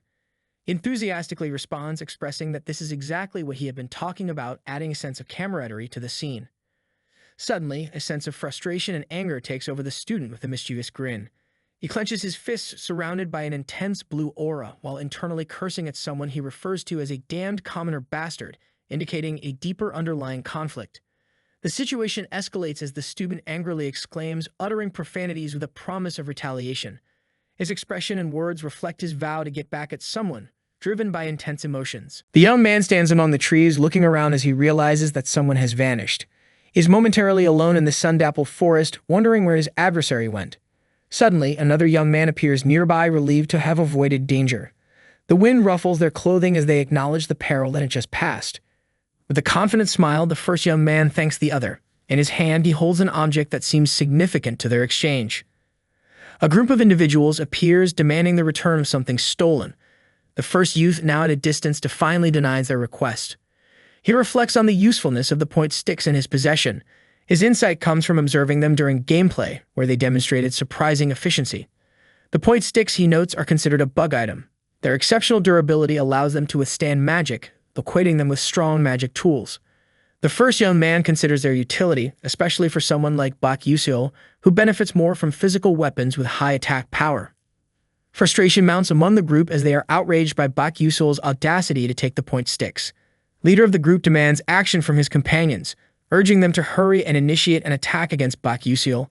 As tension escalates, the leader clutches his weapon, annoyed by the untimely arrival in the dungeon. He insists on readiness and coordination among his team. Amidst the chaos, Bak Yusil seizes a moment to escape. As he runs, a member of the group calls out his movement to the others. The voice yells after Bak Yusil, questioning his direction and intent. Meanwhile, magic crackles through the air. Despite recognizing the skill of his opponents, Bak Yusil is compelled to blink once more due to the intense pursuit. Confusion engulfs the remaining individuals as they struggle to track Bak Yusil, who is too swift and elusive for their eyes. Bak Yusil confidently reflects on his extensive PvP experience, utilizing the terrain effortlessly to his advantage. Frustrated, another leading individual expresses urgency, convinced that overcoming Bak Yusil only requires a single hit. But a peer interrupts to mention the dungeon. One of the group urges calmness among the others. He instructs waiting for a pause in the terrain to allow a collective attack when Bak Yusil is spotted. The awareness of potential danger from a magic rebound sets in, as they become wary of the consequences of failed magic. Inevitably, magic rebounds occur, causing havoc among the group.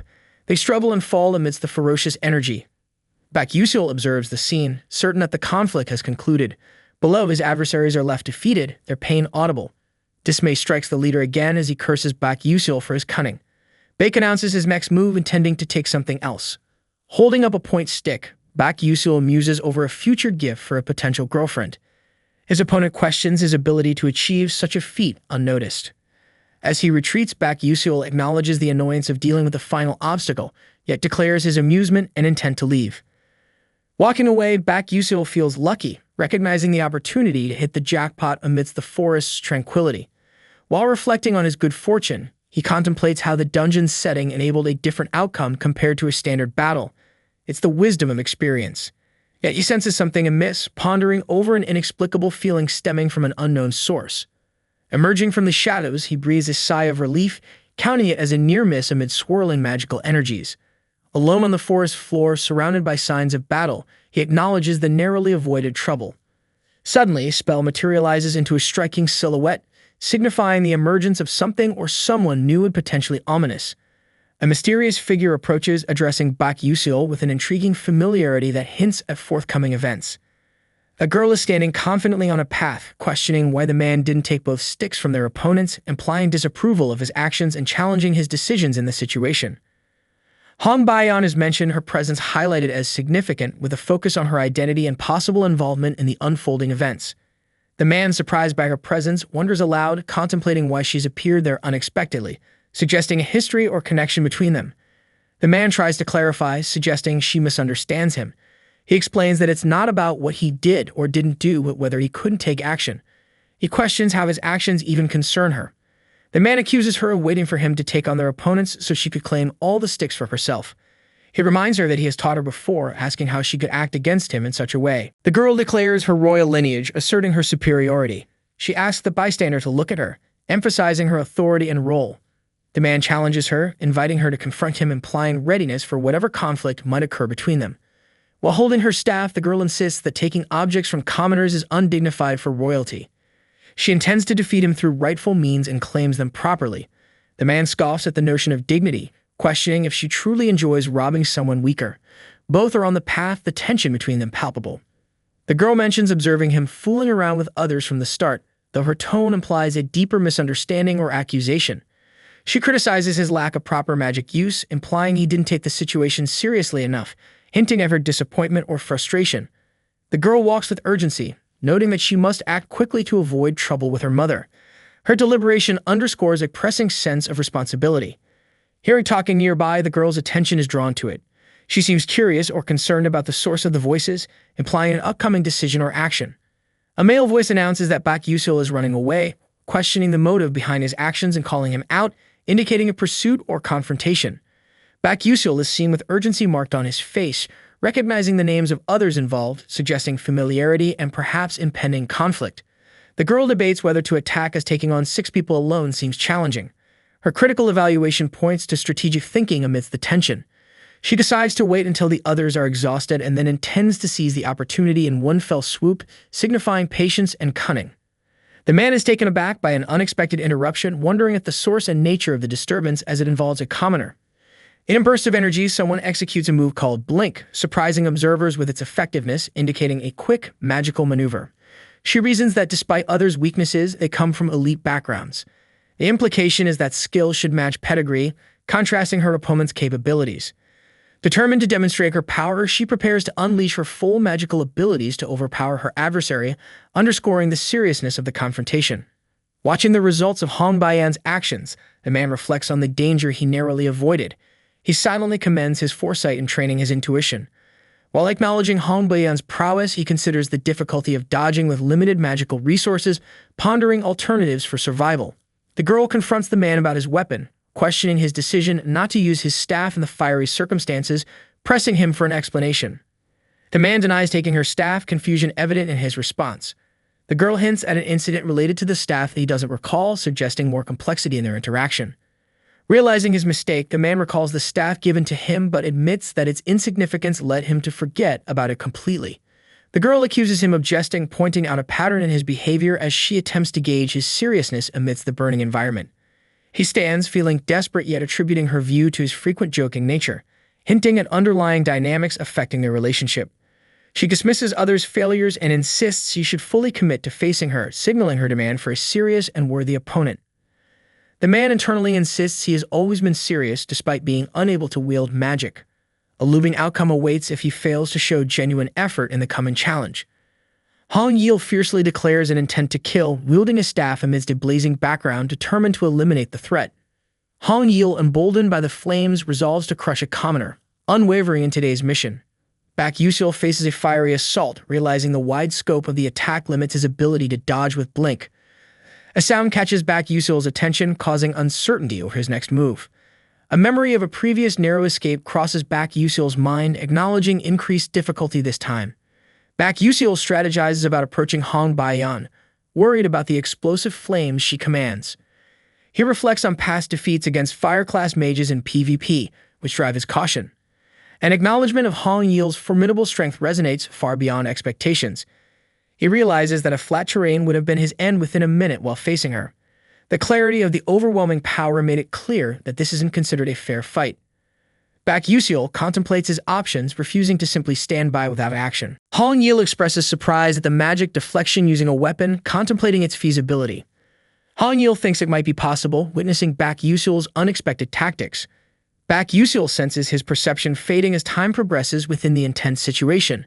The engagement feels markedly different from digital games, emphasizing real combat experience. The vivid sensation of mana's flow is almost tangible to Baek Yusil. A newfound sixth sense emerges, familiar yet distinct, likened to sight or hearing. Hong Yil doubts aloud, considering the advantageous fiery surroundings in the dense forest. She contemplates deploying even stronger magic to tip the scales in her favor. Baek Yusil identifies the need to use magic sticks creatively to breach Hong Baiyan's shield. A lighter crash attack erupts between them, intensifying the magical confrontation. Baek Yusil recognizes the tactic used by fire-class bishops, aware of its knockback effect.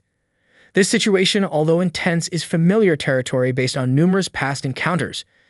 In an unexpected turn, Baek Yusil and Hong Yil find resolution, with him calmly declaring victory. Curious, she questions his identity, to which he casually responds as just a normal student. Baek Yusil senses another presence, urging it to reveal itself from the forest shadows. A girl steps out known as Flame, brought into the scene with a simple utterance of her name. Flame, admitting she wasn't hiding, asks how her presence was detected. Baek Yusil admits it was a mere feeling, enhanced by a sixth sense derived from mana revelation.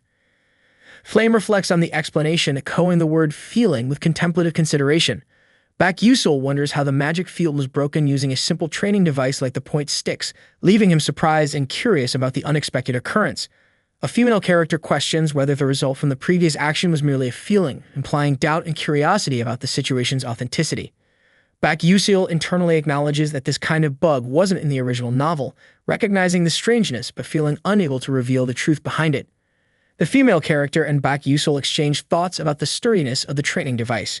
He reflects on its limited effectiveness and questions its capability of breaking the magic shield. Baek Yusil is left speechless when the female character questions why normal mites disappeared from the world, as he struggles to find a suitable response. She confides in Baek Yusil about her initial perception of him being weird, indicating a shift in her understanding or expectations of him. Confronting Baek Yusil directly, the female character demands to know his true identity, indicating a growing suspicion and desire for clarity. Baek Yusil reflects on the rapid development of their situation, noting that much has changed in less than a month. He debates internally about revealing his identity, but decides against it, recognizing that doing so would be dangerous without Flame's favor. The conversation turns tense as he tries to reassure her by admitting his suspicious actions but insists he isn't a bad person, seeking to ease her doubts. Questioning his intentions, she asks what he means. Baek Yusil clarifies that he wishes to help her if needed, offering his support. She is surprised by his offer to help, becoming curious about who he truly is. Baek Yusil makes a hasty exit, expressing a desire to say more but revealing he doesn't have the time, leaving the others behind. Attempting to leave quickly, Baek Yusil is suddenly struck, causing him pain and stopping his departure abruptly. A female character chides his failure to communicate properly, expressing surprise that despite evading other traps and magic, he couldn't catch projectiles aimed at him. Baek Yusul recognizes the limitations of his abilities, understanding the constraints of his sixth sense and mana revelation delay physique. Explaining to another character, Baek Yusul admits his sixth sense relies on mind power, which is currently depleted, causing him headaches. He still questions the purpose behind the thrown items. Baek Yusul contemplates accepting prizes, worried about his ranking rising too quickly, pondering over the situation's implications. Deciding finally, Baek Yusul brightly states he will take only one prize, leaving the rest for others and making a strategic decision. With his decision made, Baek Yusul turns to leave the scene, ready to move on. Reflecting on Baek Yusul's actions, the character regards him as cool, admiring his ability to show kindness even to opponents. Two female characters debate his behavior, questioning his common sense and intelligence, considering his status as a commoner. A thought lingers about Baek Yusul's true identity, hinting at lingering questions and mysteries. An observer comments on the impressiveness of S-class students this year, reflecting amazement at their skills and talents. Elder Telix and Jarina Aeon from the Blue Mage Tower Board discuss the exciting events, reminiscing about the past and appreciating the spectacle. The importance of the practical exercise draws attention from prestigious groups like the Magic Council of Elders, highlighting the significance of the event. An observer notes the importance of the event for talent scouting, with most professors eager to witness and evaluate the students' abilities. A brief encounter occurs between Ha Wonyang and Mei Yusung amid the natural surroundings, implying a significant meeting. Observers express amazement at the activation of a third-rank power jump, questioning its feasibility for one so young as 17 years old. A character reflects on the rarity of such advanced magic at a young age, typically reached much later in life, in awe of Mei Yusung's abilities. Two figures stand together, one a cloak expressing disbelief about an unexpected situation they face. The vibrant scene unfolds as two characters manifest three elements each, a rare display of power. A closer look at a male character reveals his thoughts on how uncommon it is for mages to possess more than one element. The exceptional talent of two individuals with three elements is highlighted, tracing their abilities to birth. Suddenly, a hidden boss appears, its presence a surprise to those nearby, altering the landscape dramatically. A female character appears, realizing she has walked into the middle of a confrontation. She apologizes for her interruption, holding a staff as she surveys the scene. A male character identifies Azel Molf, an intriguing individual within this event. The concept of a hidden boss is explained. Challenging to find, difficult to defeat, appearing only to those with advanced abilities. There's recognition of the danger in facing such a powerful entity alone. A conversation reveals Azel as the eldest daughter of a notable trader, with untapped potential hindered by her lineage. Observers recognize someone as the Adalabit princess, captivated by her impressive display. A question lingers about who she's battling, with the spell casting a sense of familiarity and intrigue. A young character, focused and active, seems to evoke surprise with their use of a technique called Blink. Historical attempts by scholars to control Blink exist, marked by years of failure. It's highlighted as a spell fraught with danger, one many have deemed uncontrollable. Witnessing a student master Blink leaves onlookers astonished, noting it as a natural extension of him. A question arises about the boy in the midst of the fiery spectacle, standing out with his technique. His identity is confirmed as Baek Yusul, a name that piques curiosity among the observers. The uniqueness of Baek Yusul's specialty in Blink is elaborated upon, distinguishing him from others. The significance of his mastery is underscored, comparing it to others with overwhelming power. Speculation occurs about why he doesn't employ other magic to quickly resolve the battle. A voice rebuts this assumption, affirming that what they see is indeed a genuine effort. Entering with a steady gaze, Eltman Eltwin is identified, adding a new presence to the scene. Eltman insists that the seriousness of the situation should have been evident from the beginning. The onlooker is reminded of chivalric ideals from old generations, seen in the way the youth fights. The concept of chivalry and its disappearance is debated, sparking reflection on past traditions. The youth's adherence to chivalry surprises those around, evoking contemplations about its place in the modern era. Chivalry is defined as the knight's mentality, harking back to heroes who serve to protect against evil. A legendary image is conjured of fighting evil with just a sword, reinforcing the enduring legacy of bravery. For magic to exist, it's improbable to think of fighting with a sword. However, at that moment, the instructor mentioned a student wielding a point stick like a sword, defying expectations. If someone like Eltman Eltwin feels a certain way about this student, there's a significant importance to that feeling as he observes the situation closely. They stood under the symbol of Stella Academy, noted as the finest magic academy globally, with its emblem shining brightly, symbolizing prestige. Eltman Eltwin, a Menfrank Master Mage, is among the 10 great sages of the continent, indicating the heights of magical expertise he had achieved. The reflection continues as someone wonders if the great sage himself believes in the abilities that are being showcased at the moment. The first dungeon practical training session had concluded in the exclusive training hall for S-class students, marking the end of an intensive day. Mei Yusong finished in 6th place, but internally, he struggled to feel victorious despite the result of the recent event. Azel's interruption had prevented something significant from occurring, leaving the scene charged with what might have happened otherwise. From the moment Mei Yusong had been seen, there had been something noteworthy about him, fostering curiosity and attention. Despite Mei Yusong seeming to put in minimal effort, his results always exceeded expectations, achieving above expert level nonetheless. Even during the practical training exercise, meticulous preparation had been undergone through setting up magic circles and anticipating his movements. Mei Yusong, in spite of facing numerous attacks, managed to handle them with remarkable ease, solidifying his 6th place in the competition. Once again, reflection on Azel's interruption brings attention to what might have been avoided or changed due to that timely intervention. Observations of Mei Yusong from the outset carried a sense of consistency and intrigue by those who watched him closely. Mei Yusong's tactics may have appeared haphazard, but his outcomes consistently rivaled those of seasoned experts, regardless. During the practical training, despite intricate planning, the attacks executed did not suffice against him, displaying his defensive prowess. Still, all the planned moves and attacks were absorbed effortlessly, indicating a gap in the tactics employed. The contemplation arose whether this wall of talent Mei Yusong presented was insurmountably tall and vast to overcome. Realizing there's no time for self-pity, the resolve to work harder and overcome obstacles became paramount. Reflecting on He Wanriang, the perception of his demeanor had changed. It seemed unusually spiteful on that particular day. Acknowledging the thought privately, admitting it wasn't her place to comment on his behavior, considering her own perceptions. Despite yielding the point stick in battle and securing 3rd place, dissatisfaction lingered. Maternal approval was achieved, but the feeling of receiving punishment, if otherwise, remained. Speculation arose internally about something potentially affecting the princess that day as this feeling of unease caught attention. Not sure if it was mere intuition, but it seemed like her magic had improved in precision since the earlier attempts. The explosive nature of Princess Hongbayan's fire magic seemed hard to control, yet doubts lingered about her rapid improvement within such a short time frame. Reluctantly admitting that the classes by Bak Yusil had a beneficial effect despite personal feelings, alignment with improvement was recognized. Switching to pun quizzes had significantly boosted her magical achievements, marking a notable increase in her abilities. Despite being a commoner and having terrible grades, including a notorious personality, Bak Yusil was apparently adept at understanding her weaknesses and techniques.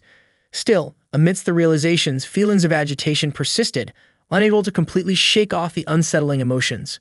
An inquiry into Ye Terran's feelings revealed that the long-requested staff remodeling had been completed, potentially bringing some closure or satisfaction.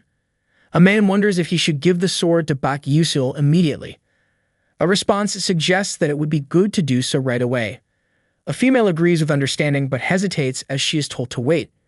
Hoyniel asks if something is wrong with the princess because of her pause. The scene shifts to the 2nd main tower, showing the location without additional context.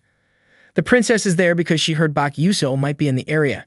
She observes the tower, knowing its connection to the faculty's research facilities, and questions his presence there. She questions why she's there, contemplating simply giving the item to him at the training hall instead. She worries it might look like she is following a commoner. She feels a sense of disbelief, deciding that she should return, conflicted about her actions. Hammerl appears, asking if they are meeting, identifying themselves. Hoyniel acknowledges the teacher, correcting herself from saying teacher to professor. Hammerl remarks on how much she's grown since they last met, reminiscing about teaching magic. Hammerl inquires why she is there. She responds that she had business there but is now leaving. Hammerl comments on the current disorder, implying leaving would be better. Hoyniel questions this with surprise. Hammerl mentions chaos stirred by magic officials due to Bak Yusil, causing Hoyniel's eyes to widen at the mention of his name. Hoyniel asked about the commoner, remarking on her own knowledge of fighting him. Hammerl confirms, knowing he didn't use magic. Hoyniel reflects on the fact that the fight was witnessed by someone she respects, pondering her display of weakness. Hammerl reassures her, stating there is no need for self-blame, acknowledging her opponent's effort. Hoyniel questions how her opponent tried his best without using magic. Hammerl explains it relates to his creed. Enrolls shares that the headmaster believes Bak Yusil attempts to revive chivalry, a concept from past generations. The princess is astonished at the idea of Bak Yusil bringing back chivalry, finding it nonsensical. She recalls him using a point stick as a sword in their battle, pondering the conception further. Contemplating the magic sword, she questions if his desire for it links to his pursuit of chivalry. Enrolls explains that not using magic at the academy results in penalties. Despite this, Bak Yusil has chosen this challenging path knowingly. Hoynyel considers his determination, admiring his push beyond achieving something significant like the bunk accomplishment. The thought of such dedication suggests the creed might indeed be genuine. Reflecting, she envisions how the idea of chivalry would be mocked today, pondering if Bak Yusil is truly earnest about it or merely jesting. She recalls chastising him angrily, expressing her frustration and his apparent insincerity. A young male playfully queries about her presence, chatting casually, labeled as the fifth piece of gentle force. She firmly clarifies that her presence is unrelated to him. The young male nonchalantly denies implying that. The princess dismissively hands him something and he expresses gratitude, referring to himself as Teravan. Teravan admires the shapeless sword's craftsmanship, appreciating his involvement with the princess. He asks if he can keep the box. The princess allows him to do as he wishes, showing indifference. A woman confronts a guy, crossing her arms as she seemingly accuses him of something, her thoughts expressing frustration about gauche commoners. The guy, Bak Yusil, seems caught off guard, acknowledging his name being referenced, questioning what is happening. The woman questions Bak Yusil about whether he is truly not going to use any other magic, which highlights her disbelief in his intentions. She quickly changes her stance, deciding to leave the conversation abruptly, indicating her mix of emotions on the matter. Bak Yusil ponders about other magic, recalling that Professor Li Hangwol mentioned something similar earlier. Reflecting on the past conversation, Bake feels as if he has chosen a difficult path, recognizing the professor's understanding and respecting of his intentions. He considers his magic sword as a means of protection, expressing confidence that he would be safe enough for the next episode. He contemplates examining the magic sword further, thinking about assessing its capabilities. Bake focuses on the sword, wondering if he simply needs to channel his mana into it to activate its power. The sword surpasses his expectations, its performance leaving Bak impressed with its quality and power. Bak reflects on how advantageous it would have been if Flame had used such a sword, considering her potential with the weapon. Flame, the female lead, is seen as special due to her unique abilities, wielding various magic types despite being human. Flame harnesses mana from nature, utilizing her wand as a powerful weapon, making her stand out among others. In contrast, Bake acknowledges his own limitations, lacking mana accumulation, and views it as a significant difference between them. He explains how mana is utilized differently through his breathing, relating it to the output of Teravan. Bake notes that gaining 5th place in practical training has marginally increased his abilities, recognizing a slight improvement. With a weapon in hand, he realizes he can enhance his skills directly by practicing, rather than relying solely on experience points. Determined, Bake resolves to be busy moving forward, committing himself to further practice and improvement. The instructor announces time for practice to the students, focusing on applying magic in practical scenarios. Instructor Barayan instructs them to prepare with their magic wands, emphasizing space and focus. The command for deploying a magic shield is given repeatedly, with students actively engaging in the exercise. Observing the students, Barayan notes the potential within this batch, contemplating sorting them based on their grades. As Bak stands among the students, a question arises about his S-class status, capturing curiosity and attention. His background as a commoner with mid-level wand resonance is highlighted, along with his ranking accomplishment in dungeon training. Despite Bak's achievements, his presence is noted to cause annoyance, leading Barayan to question his lack of activity. Bake explains he is pursuing a different magic technique, suggesting it minimizes his need for basic magic study. Barayan expresses curiosity about the nature of Bak's technique, doubting its legitimacy without being like Princess Hong Bayan. Despite doubts, Bake is noted for not using magic beyond the basic blink, bringing attention to his unique approach. Barayan proposes that Bake demonstrate his extraordinary technique to other students, seeing it as a valuable learning opportunity.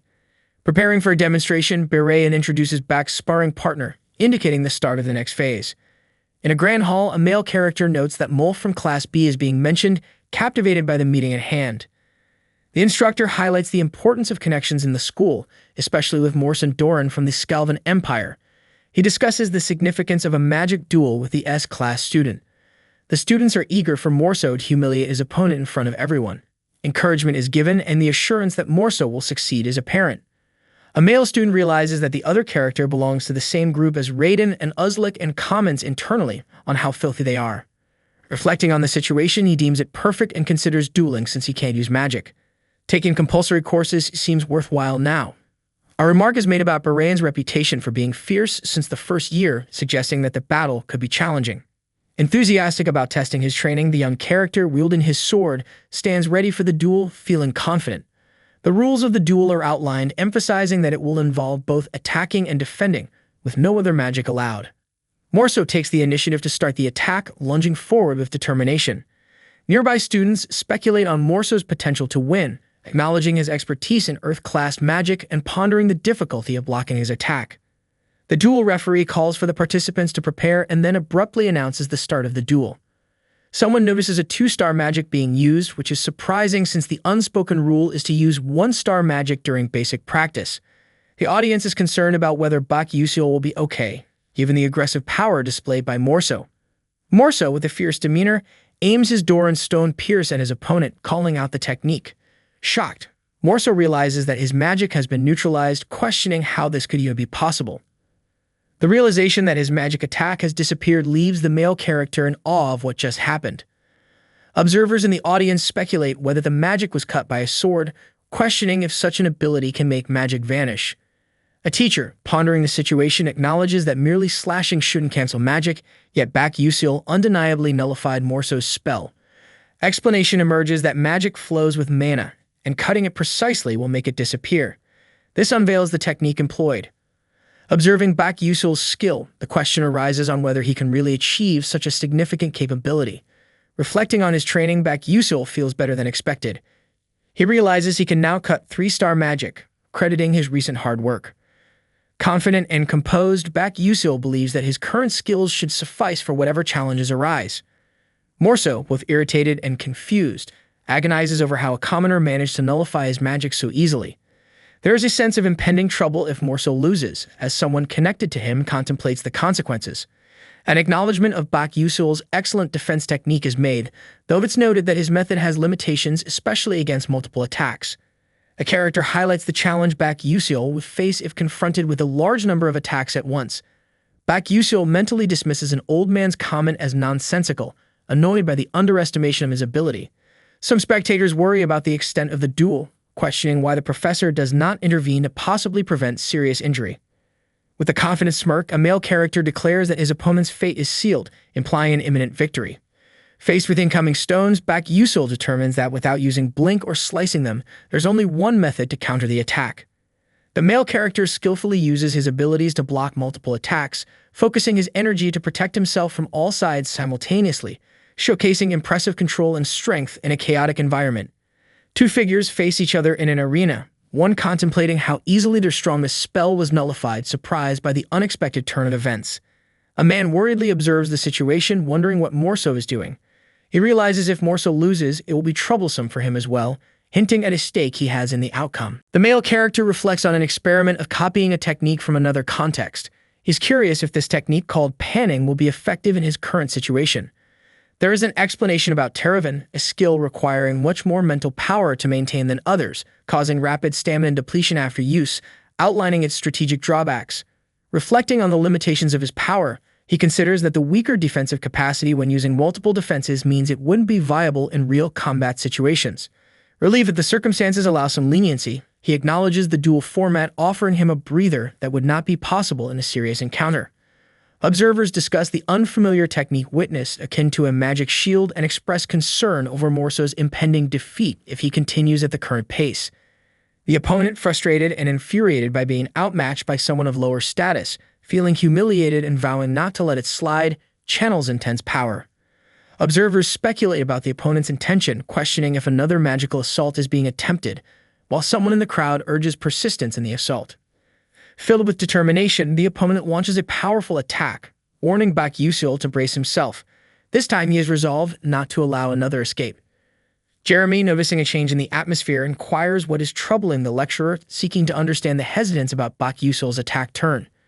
Confronted, the lecturer awkwardly struggles to explain why Bak Yusil hasn't been allowed his turn, visibly tense and searching for a justification.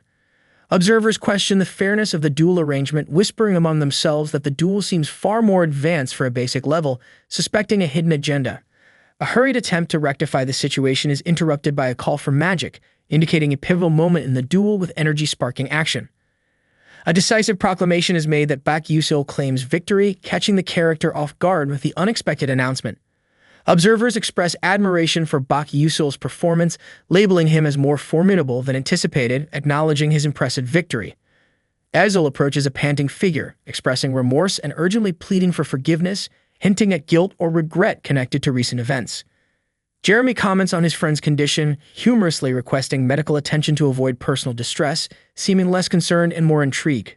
Azel calmly acknowledges Jeremy's request, indicating understanding, suggesting a willingness to assist and tend to the situation as asked. Azel reflects internally, not wanting to be seen as a mere loyal subject, seeking a true friendship, adding depth to the existing dynamics.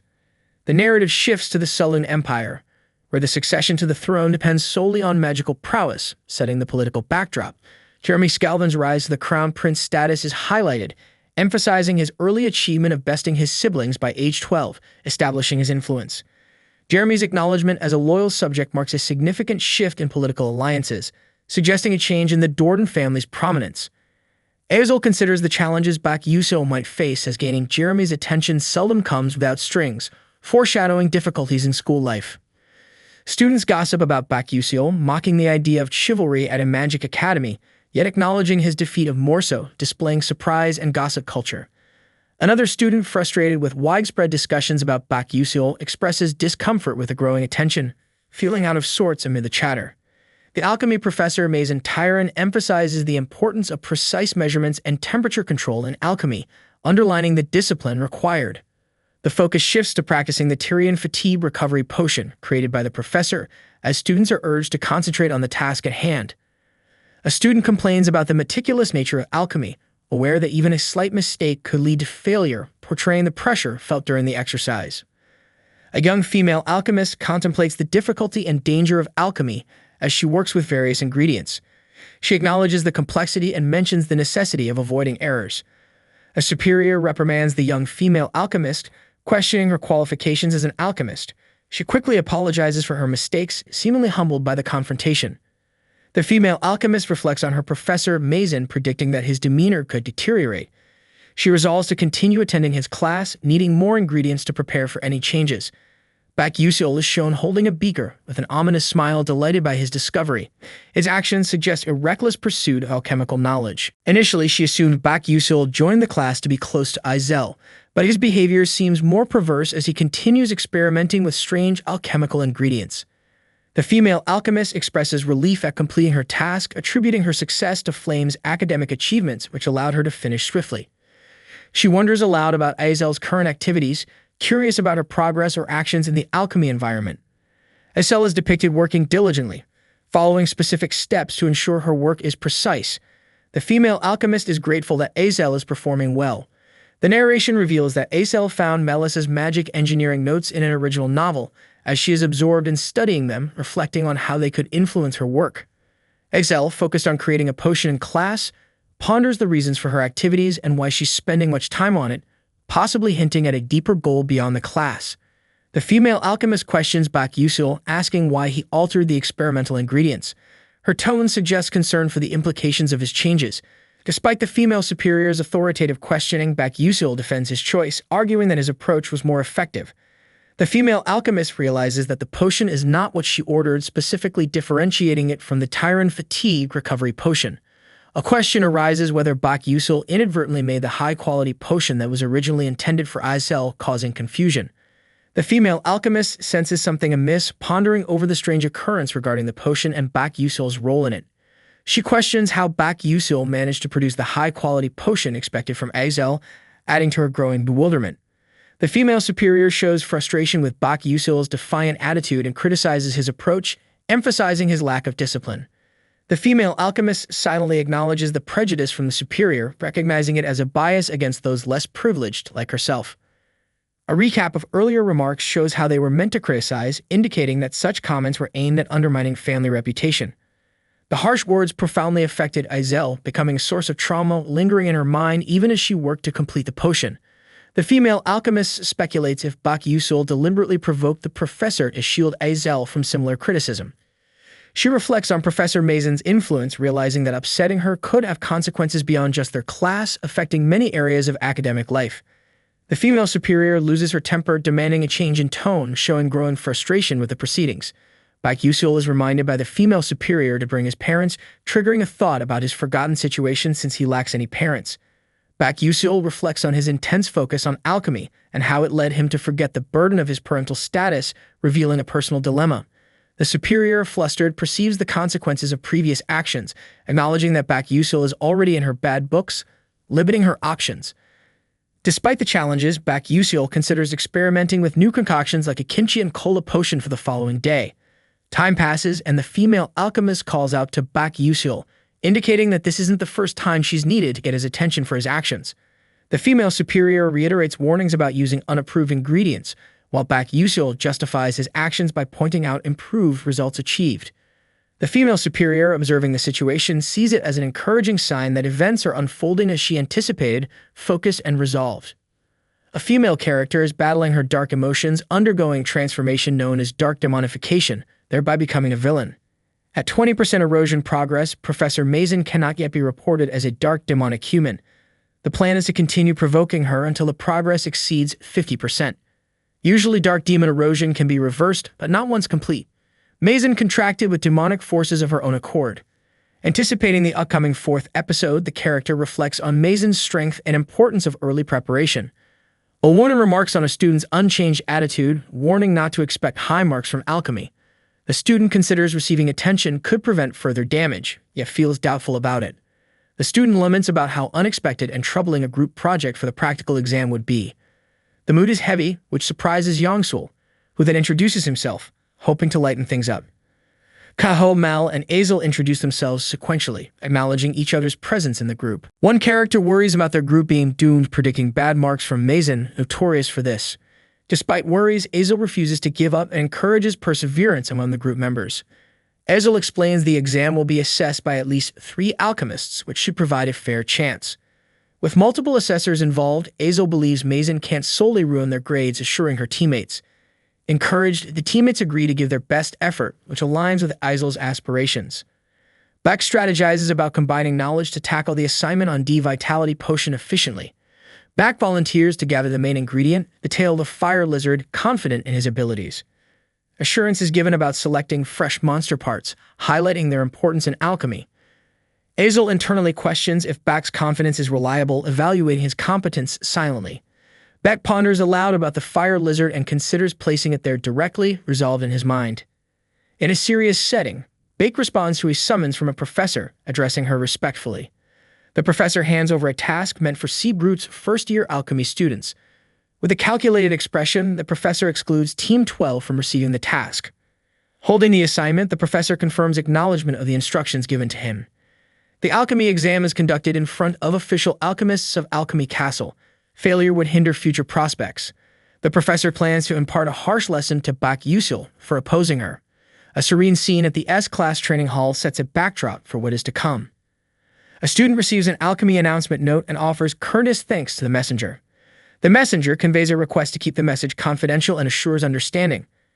Questioning the secrecy around other students, it becomes clear the message pertains to Team 12 and Bak Yusul.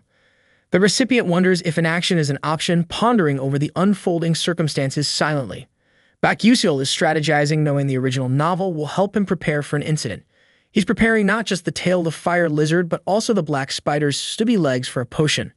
Bak Yusul sees this as an opportunity to test someone, feeling a mix of anticipation and challenge.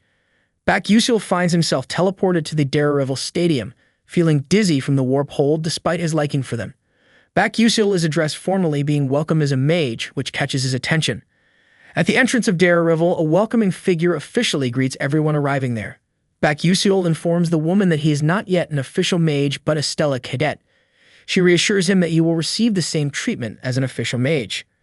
Observers notice Bak Yusul, acknowledging his presence as a Stella cadet with curiosity and interest. The crowd is intrigued by Bak Yusul's Stella uniform, expressing jealousy and admiration towards him. The woman offers Bak Yusul assistance if he needs it, to which he politely replies with thanks and proceeds on his way. Bak Yusil reflects on the privileges of possessing a Stella pocket watch, which provides official mage treatment everywhere, along with access to expensive warp holes. Using the warp hole regularly on weekends, Bak Yusil confirms the consistency of his gathered information about the city. As Bak Yusil surveys his surroundings, he notes the target location he is searching for, believing it to be nearby. His goal is the fire lizard, a creature known for its formidable stamina and strength, demanding magic and quick movements to catch. Reflecting on past experiences, Bak Yusil recalls easily handling risk level 1 monsters, feeling confident to tackle level 2 creatures. Bak Yusil successfully captures a fire lizard, demonstrating his abilities effectively. Satisfied with his capture, Bak Yusil decides to collect ingredients, determined to gather what he needs. The ingredients Bak Yusil collected are notably fresh, showcasing their quality. Azel Mulp observes Bak Yusil's keen eye for ingredients, commenting on his awareness and attention to detail. Azel Mulp expresses satisfaction, emphasizing the need for perfection in their task. Bak Yusil, along with his companions, shows readiness and determination to proceed with their task. Grev inquires if everyone is present, ensuring all participants are accounted for in the gathering. Grom reminds the group about the significance of the gaze exam, urging them to perform well for their future as alchemists. Grom signals the start of the exam, introducing it as the creation of the Tyrant Point Potion Type B. Bak Yusil and his peers are surprised by the exam topic, questioning whether they have prepared the right ingredients. Azel Mulp questions the professor about the exam's expected subject, which was initially believed to be on a different potion. Graham confirms that there was an announcement about the change to the Tyrant Point Potion, acknowledging the discrepancy. Azel Mulp glances around, silently confirming the new exam details with others in the group. Bak Yusil internally debates the professor's approach, worried about potential impacts on others' exam outcomes. Bak Yusil wonders if the situation aligns with the original novel, implying a connection to familiar events. A female character questions whether Bak Yusil recalls the original novel, hinting at underlying expectations and knowledge. Gragan ponders over an unfortunate event, questioning why he couldn't prevent it. Meanwhile, Acel is asked whether she prepared the wrong ingredients. A female character reflects on the purpose of an alchemist, suggesting that one must mix ingredients to uncover the truth, implying a possible oversight. A different male character reassures himself that there's nothing that can be done, addressing Team 12, but then stopping mid-sentence. In a large room, a male character questions the necessity of making a potion, while another character asserts its importance. The male character confidently declares that they will make the potion, displaying determination. The female character challenges with a smirk, suggesting their potion will surpass the professor's using different ingredients. The male character responds with assurance, indicating he has consistently accomplished such tasks before. The Azellic spider's scales are depicted, serving as a crucial ingredient with ample nutrients for the potion. A fiery bottle is shown, suggesting a change to using a fire lizard's tail for a thermal supplement instead of the spider's scales. The female character contemplates their superiority, planning to end the male character's career publicly. The male character acknowledges an hour's time limit as the group stands ready to undertake the task ahead. The female character, arms crossed, insists on completing the Tyrant Point Potion within the time frame. Observing the scales of a fire lizard, someone questions the sanity of using them as opposed to the original ingredient. A companion appears skeptical, expressing doubt regarding Yusil's approach. Yusil sees no choice but to try, displaying a confident smile, even with the odds stacked against them. Acel asks for trust from the others, implying belief in their collective capability. The characters agree it's better to attempt than to face disqualification, declaring their intention to participate. Yusil encourages the team to show their potential, suggesting a strategic explanation will follow. A young man recalls his interest in recording game strategies, hinting at his thorough knowledge gathering. His detailed recording includes every trivial recipe, displaying an extensive understanding. Yusil recalls a specific recipe for the Tyrant Point Potion, explaining the nutrient-rich idyllic spider scales for egg hatching. The character examines the fire lizard's tail, noting its similar vessel properties to the idyllic spider. Yusil discusses the Alaker tribe's usage of blood vessels to enhance health and life expectancy, considering this influence in their choice. A male character offers his knowledge of the Alaker process, volunteering to assist. Yusil discusses dehydrating a mistletoe, and another character explains his familiarity with the method, asserting efficiency. Acel steps up to perform her assigned task with a simple acknowledgement of thanks from Yusil.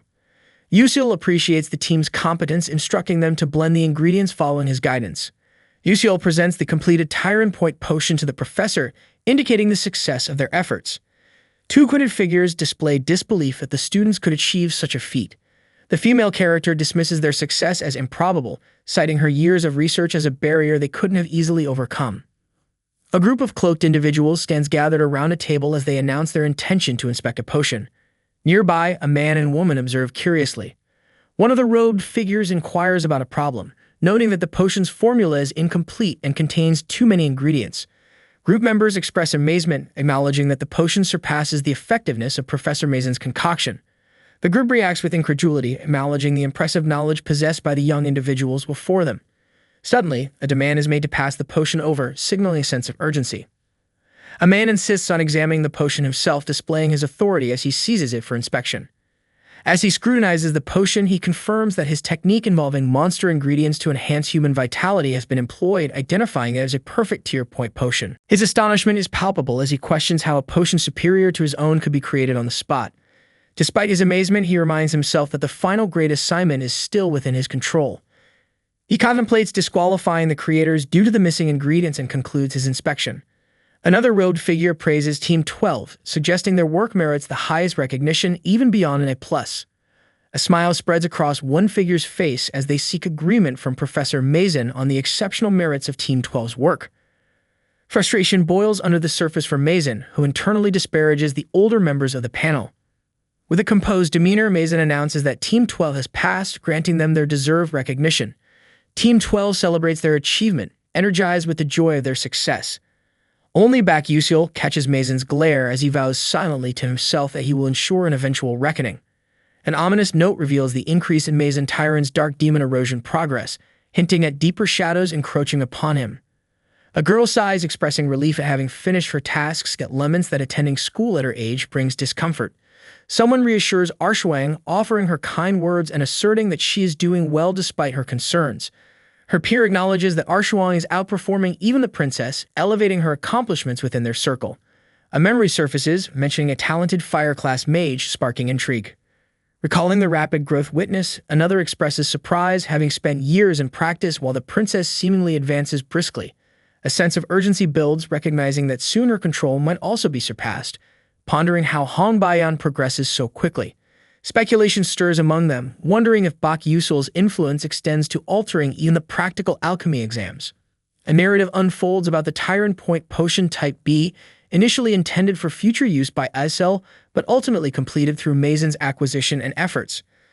Questions arise regarding how Bak Yusil could possess knowledge of a recipe not yet revealed, suggesting an unforeseen awareness of future events.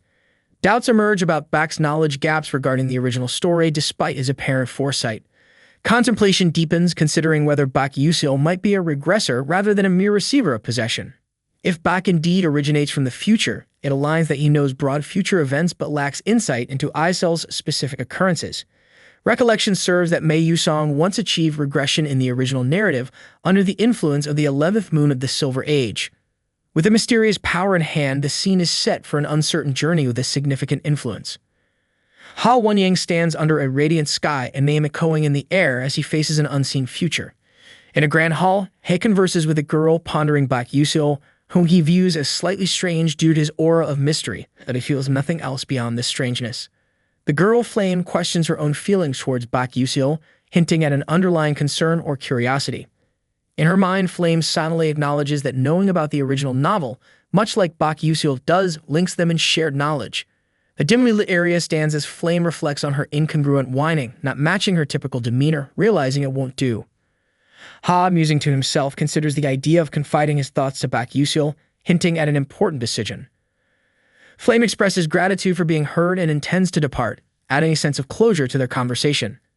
The scene shifts to the next day, marked by the urban setting of a formidable stone building under the clear sky. A male character calculates Mason Tyrant's dark demon erosion at 37%, predicting an incident within a few months. Visualization of possible candidates reveals the ominous selection. Flame's friend Jackie is among those identified.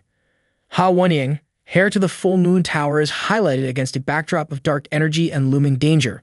The male character reflects on Ha's involvement as a potential worst-case scenario, showing concern about future events.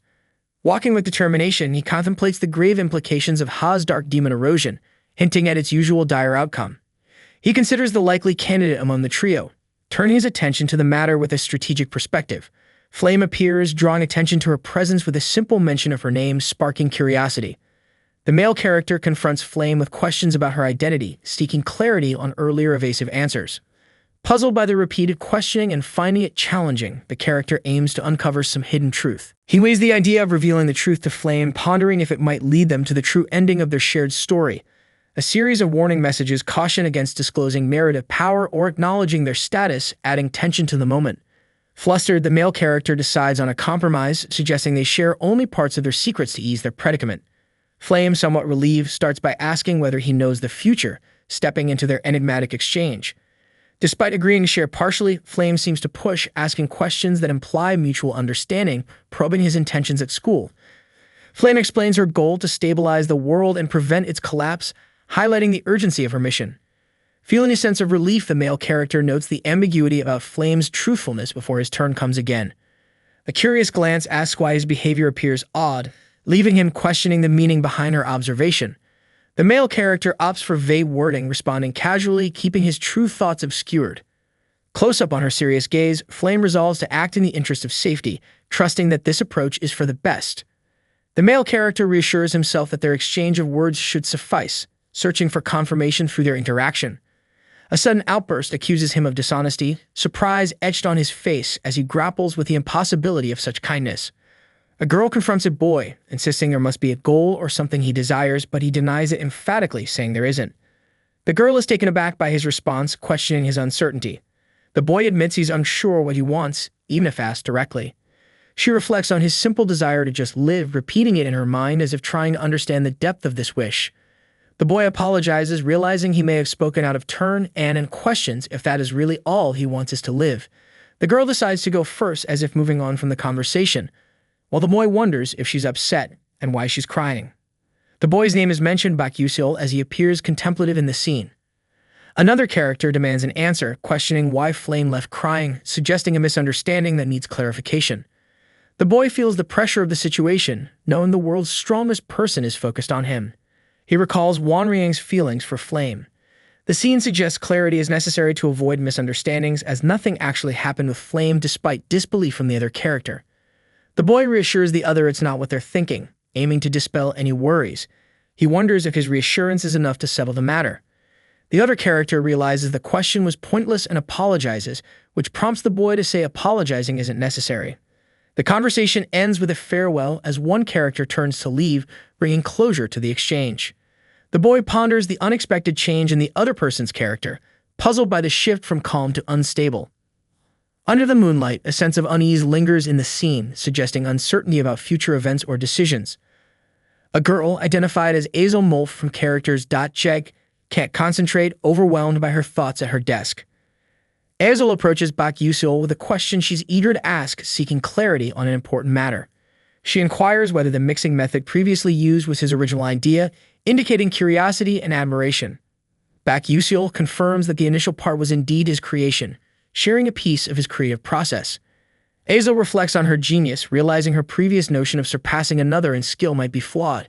She recounts her old belief that she could defeat a certain woman with her thoughts, suggesting she reevaluates her capabilities. In a moment of self-doubt, Azel questions her identity and worth, showing vulnerability and internal conflict. Determination surfaces as she resolves that at this pace she can't avenge her father, symbolized by a clenched fist. The narrative reveals the Adalbert family's betrayal, framing her father, which fuels her desire for revenge against those responsible. Azel decides she can't let matters stay as they are, motivating herself to take action and change her current path. Under a night sky, a determined resolve to work harder takes hold, reflecting her inner drive and the journey ahead. Another girl expresses regret about her living situation, reflecting on her choice of a 4-person room versus a singular S-class room. The girl focuses, calling out Bak Yusil's name, indicating a need to communicate something significant. She recalls his lack of goals, interpreting it as a sign he regressed, confirming this conclusion through observation. The text on the original novel hints at the ability to turn back time, a statement made by the 11th moon of the Silver Age to Mayusan. The narrative speaks of turning back time at a significant cost, loss of memory and existence, but with the satisfaction of saving the world. A man in a red cloak acknowledges that even those he loved will forget him, pondering if he still wishes to walk those steps again. The man, accepting his fate with a smile, recalls how Azel stopped him from accepting that reality. Isel prefers to remember the man rather than live in a world without him, choosing ruin over forgetfulness. The man decides to move forward together with Isel, looking towards a glowing horizon. Convincing the man, Isel leads him away from regression, allowing the world to end as the epilogue concluded. A girl reflects that if their world diverges from the original novel, it's Bak Yusil who regresses using the Silver Moon's power. She understands that after fulfilling his mission, Bak Yusil will vanish from existence, erased completely from the world. Despite knowing he should only remember his mission, Bak Yusil desires to live a normal life. A red-haired girl urgently informs Flame that Hei Wanryang has come for her.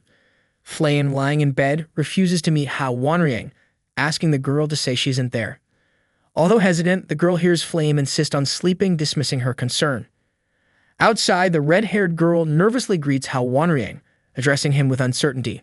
Surprised, Hei Wanryang questions the girl's identity, not recognizing her. Confused, Hei Wanryang inquires about Flame's whereabouts, and the girl awkwardly lies, saying Flame is unwell. As Hei Wanryang turns to leave, he wonders if Flame's rejection has caused her gloom, deciding to go back. Watching him depart, the girl wrestling with her feelings realizes Hei Wanryang doesn't remember her name. A flashback reveals Flame as someone admired for her outstanding ability, always capturing everyone's attention. Surrounded by peers, Flame is noted as the person who possessed everything, standing confidently. Even winning over Hei Wanryang's heart, Flame's influence is evident. A clenched fist signifies growing annoyance over the entire situation. The scene shifts to the exterior of the Grand Ice main tower, standing tall against the sky. Inside, a man comments on Professor Mazen's embarrassment, though Mazen admits to feeling ashamed. Addressing Mazen, Vice Principal Hayden reminds him of the high expectations placed on him. The professor assures Hayden that her research is progressing well, promising not to disappoint. Hayden decides to trust the professor, with her confidently accepting responsibility. Unknown to her, she remains unaware of being used, blinded by ambitions of glory. The irony grows as a magic warrior intended to battle dark demonic humans, paradoxically conducts sinister research. Standing alone, Hayden eagerly anticipates the completion of alchemic magic engineering. Struggling under a heavy stack of papers, an assistant finds it difficult to see ahead. A concerned colleague asks the assistant if they are okay, observing their burden. A male assistant is thanking a female assistant, mentioning how she kept him out of trouble with Professor Mazen again. She responds that it was nothing, implying her willingness to help. The scene shifts to a chaotic room filled with scattered papers and books, illustrating the disorder present in the workspace. The female assistant comments on the formula seen in the room, explaining it is part of Professor Mazen's research with the doctors. The male assistant seems to be recalling something about the formula, identifying it as the random sequence convergence technique.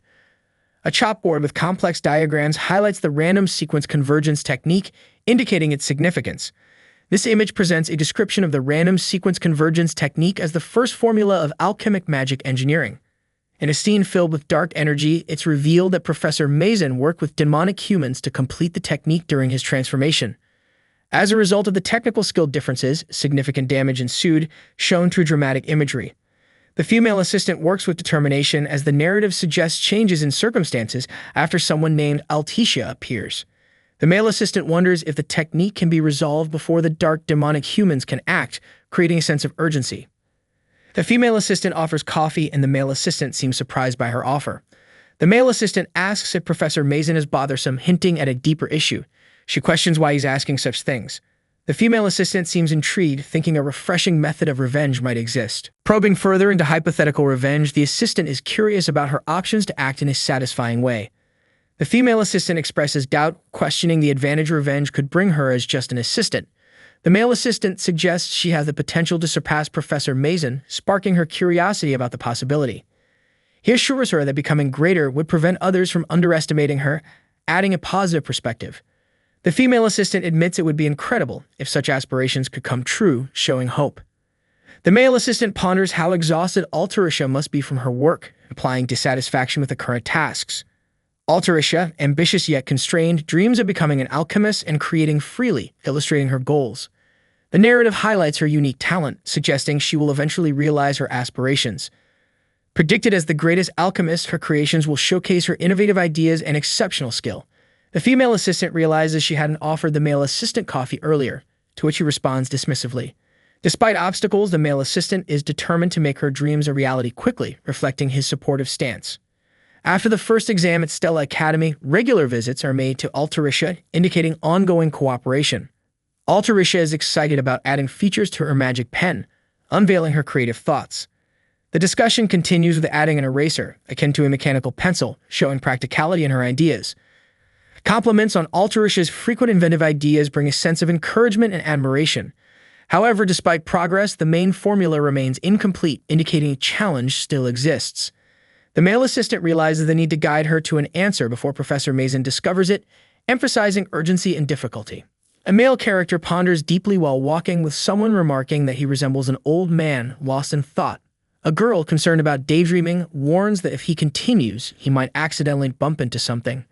The male questions who she is referring to as an old man, and she candidly responds that it's clearly him, pointing out his demeanor. The male internally reflects on her way of speaking and notes that their interactions have become more frequent, finding this a perfect moment. The girl brings up his friend Jackie, initiating a conversation about him with slight surprise. Another girl accuses him of wrongdoing, referring to it as a crime while he defensively claims his innocence. The original girl advises him to keep an eye on his friend, hinting at something he needs to be cautious about. The male, showing concern, notes that exposure to dark mana could destabilize Jackie's condition drastically. Uncertain yet willing to help, she agrees to monitor Jackie during their joint hunting trip, assuring him. As he reflects, he acknowledges the hunting season and determines that the goal is obvious without being explicitly told. A new location is introduced, foreshadowing the beginning of the 4th episode in an ominous setting. The location, Marthavis Cemetery, is described as where notable figures like Mayusong, Azel, and Flame will gather. A significant battle is anticipated at the cemetery, involving a Class 5 necromancer and extensive forces. He contemplates his interference with the storyline, considering the potential gain from a hidden reward despite risks. Handing over a request letter, he seeks permission to leave from an authoritative male character. The man, considering training, acknowledges that the setting won't allow him to acquire specific skills. Curiosity piqued, he spots Mayusong's permission letter, deciding to investigate further. He remarks on many leaving for hunting, heading to Marthavis Cemetery possibly to gain points. The man reflects on Mayusong and how Wanyang's efforts to gather points despite their high scores, explaining Mayusong's absence. The male expresses concern over their ability to fend off a necromancer without Mayusong. Conflicted about Mayusong's decision to return home, he doubts their team's chances against a Class 5 necromancer. He struggles with providing evidence for reinforcements and finds conveying information challenging due to narrative constraints. Despite uncertainty, he resolves that they cannot allow harm to come to their team, displaying determination. Resigned, he acknowledges that the situation leaves him no choice but to act independently. A firm resolve emerges as he realizes that they must confront the threat directly. The setting shifts to a few days later at Marthavis Cemetery, indicating an imminent encounter. A confident character named Doc Chiukwang dismisses a threat, comparing it to harmless fish. Another character accuses Doc Chiukwang of recklessly destroying everything in sight. Kashif Derek questions if Doc heard the captain's orders, highlighting disobedience. Doc Chiukwang laughs off the situation, admitting forgetfulness of it's clearly not a laughing matter in such a tense moment. Bandayan urges someone to leave a boy alone, warning they'll exhaust themselves if they continue talking to him. The girl dismisses concerns about avoiding certain boys, acknowledging their presence but showing little interest. The boy demands respect in front of juniors, which is met with a dismissive response from the girl, ignoring the situation. Curiosity arises about a club that allows individuals to decide on joining, with appreciation noted for the group appearing decent. Assault is prompted to leave by the girl, indicating it's time to move forward. Bandayan starts to give an affirmative response when suddenly something dramatic catches her attention. The group is startled by a loud noise, speculating on the presence of intense energy that sounds like a fight. Bandayan suggests greeting others if shared areas are encountered, seeking approval from the captain, who hesitantly agrees. A sudden encounter with Hong Bayan and Flame causes a moment of tension, sparking confusion and concern. SL acknowledges taking down a big predator fish monster first, confidently asserting her actions. The boy argues their right over the monster, claiming it was in their hunting ground, leading to a confrontational discussion. There's a realization that the argument might be over selfish ambitions to boost records, prompting a wish to avoid involvement. Hong Bayan reflects on the desire to avoid anyone related to the enemy responsible for her father's death. SL contemplates departing quickly, but then gets addressed by a senior urging the juniors to stay. Amidst arguments, a suggestion is made to resolve issues collaboratively, but it's quickly shut down by someone demanding privacy. Concerns are voiced about disrespecting a senior, while someone advises that true seniors should act responsibly, eliciting confusion. Skeletons emerge, creating an unexpected and eerie scene. The experience and skills levels increase, suggesting a game-like progression in skills. A male character wishes he had magical abilities, feeling envious of those who do. Complaints arise about only having the blink ability among all possible powers, leading to frustration. Despite the situation, there's anticipation that something significant is about to appear. A grave is spotted, marking a location with a sense of foreboding and importance. Reflecting on personal strength, there's a comparison to Mei, who possesses formidable skills, causing doubt. A realization emerges that survival in this place is limited to one viable strategy despite uncertainties. Determined to succeed, it's acknowledged that a strategic player-like mindset is necessary for survival. The fourth episode, titled Necromancer's Assault, commences, setting the stage for new developments. The presence of a skeleton general commanding a large force signals an intimidating and dangerous adversary. The reminder that the sub-boss monster only appears 3 times in this episode raises the stakes for confrontation. Concerns of imminent defeat arise if the fight continues with existing strength, underscoring the dire situation.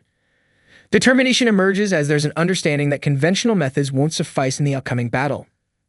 A young man commands an entrance, followed by another insistence to enter again. Suddenly, a monstrous figure exclaims in surprised fear as the young man approaches forcefully. He contemplates story rules about being silent during transformations while dealing with a skeletal being. However, he isn't worried about being caught despite ignoring the rule. The skeletal face announces the completion of a spinal staff, indicating an important milestone in some mystical process. Holding the skeletal head, he declares command over the skeleton general is now in his control, signifying a victory or crucial achievement. A female character recognizes the situation as the Necromancer episode, but senses something is amiss, hinting at unexpected complexities. She recalls that Mei Yusong should resolve the episode and wonders about Azel's involvement, questioning Mei Yusong's whereabouts.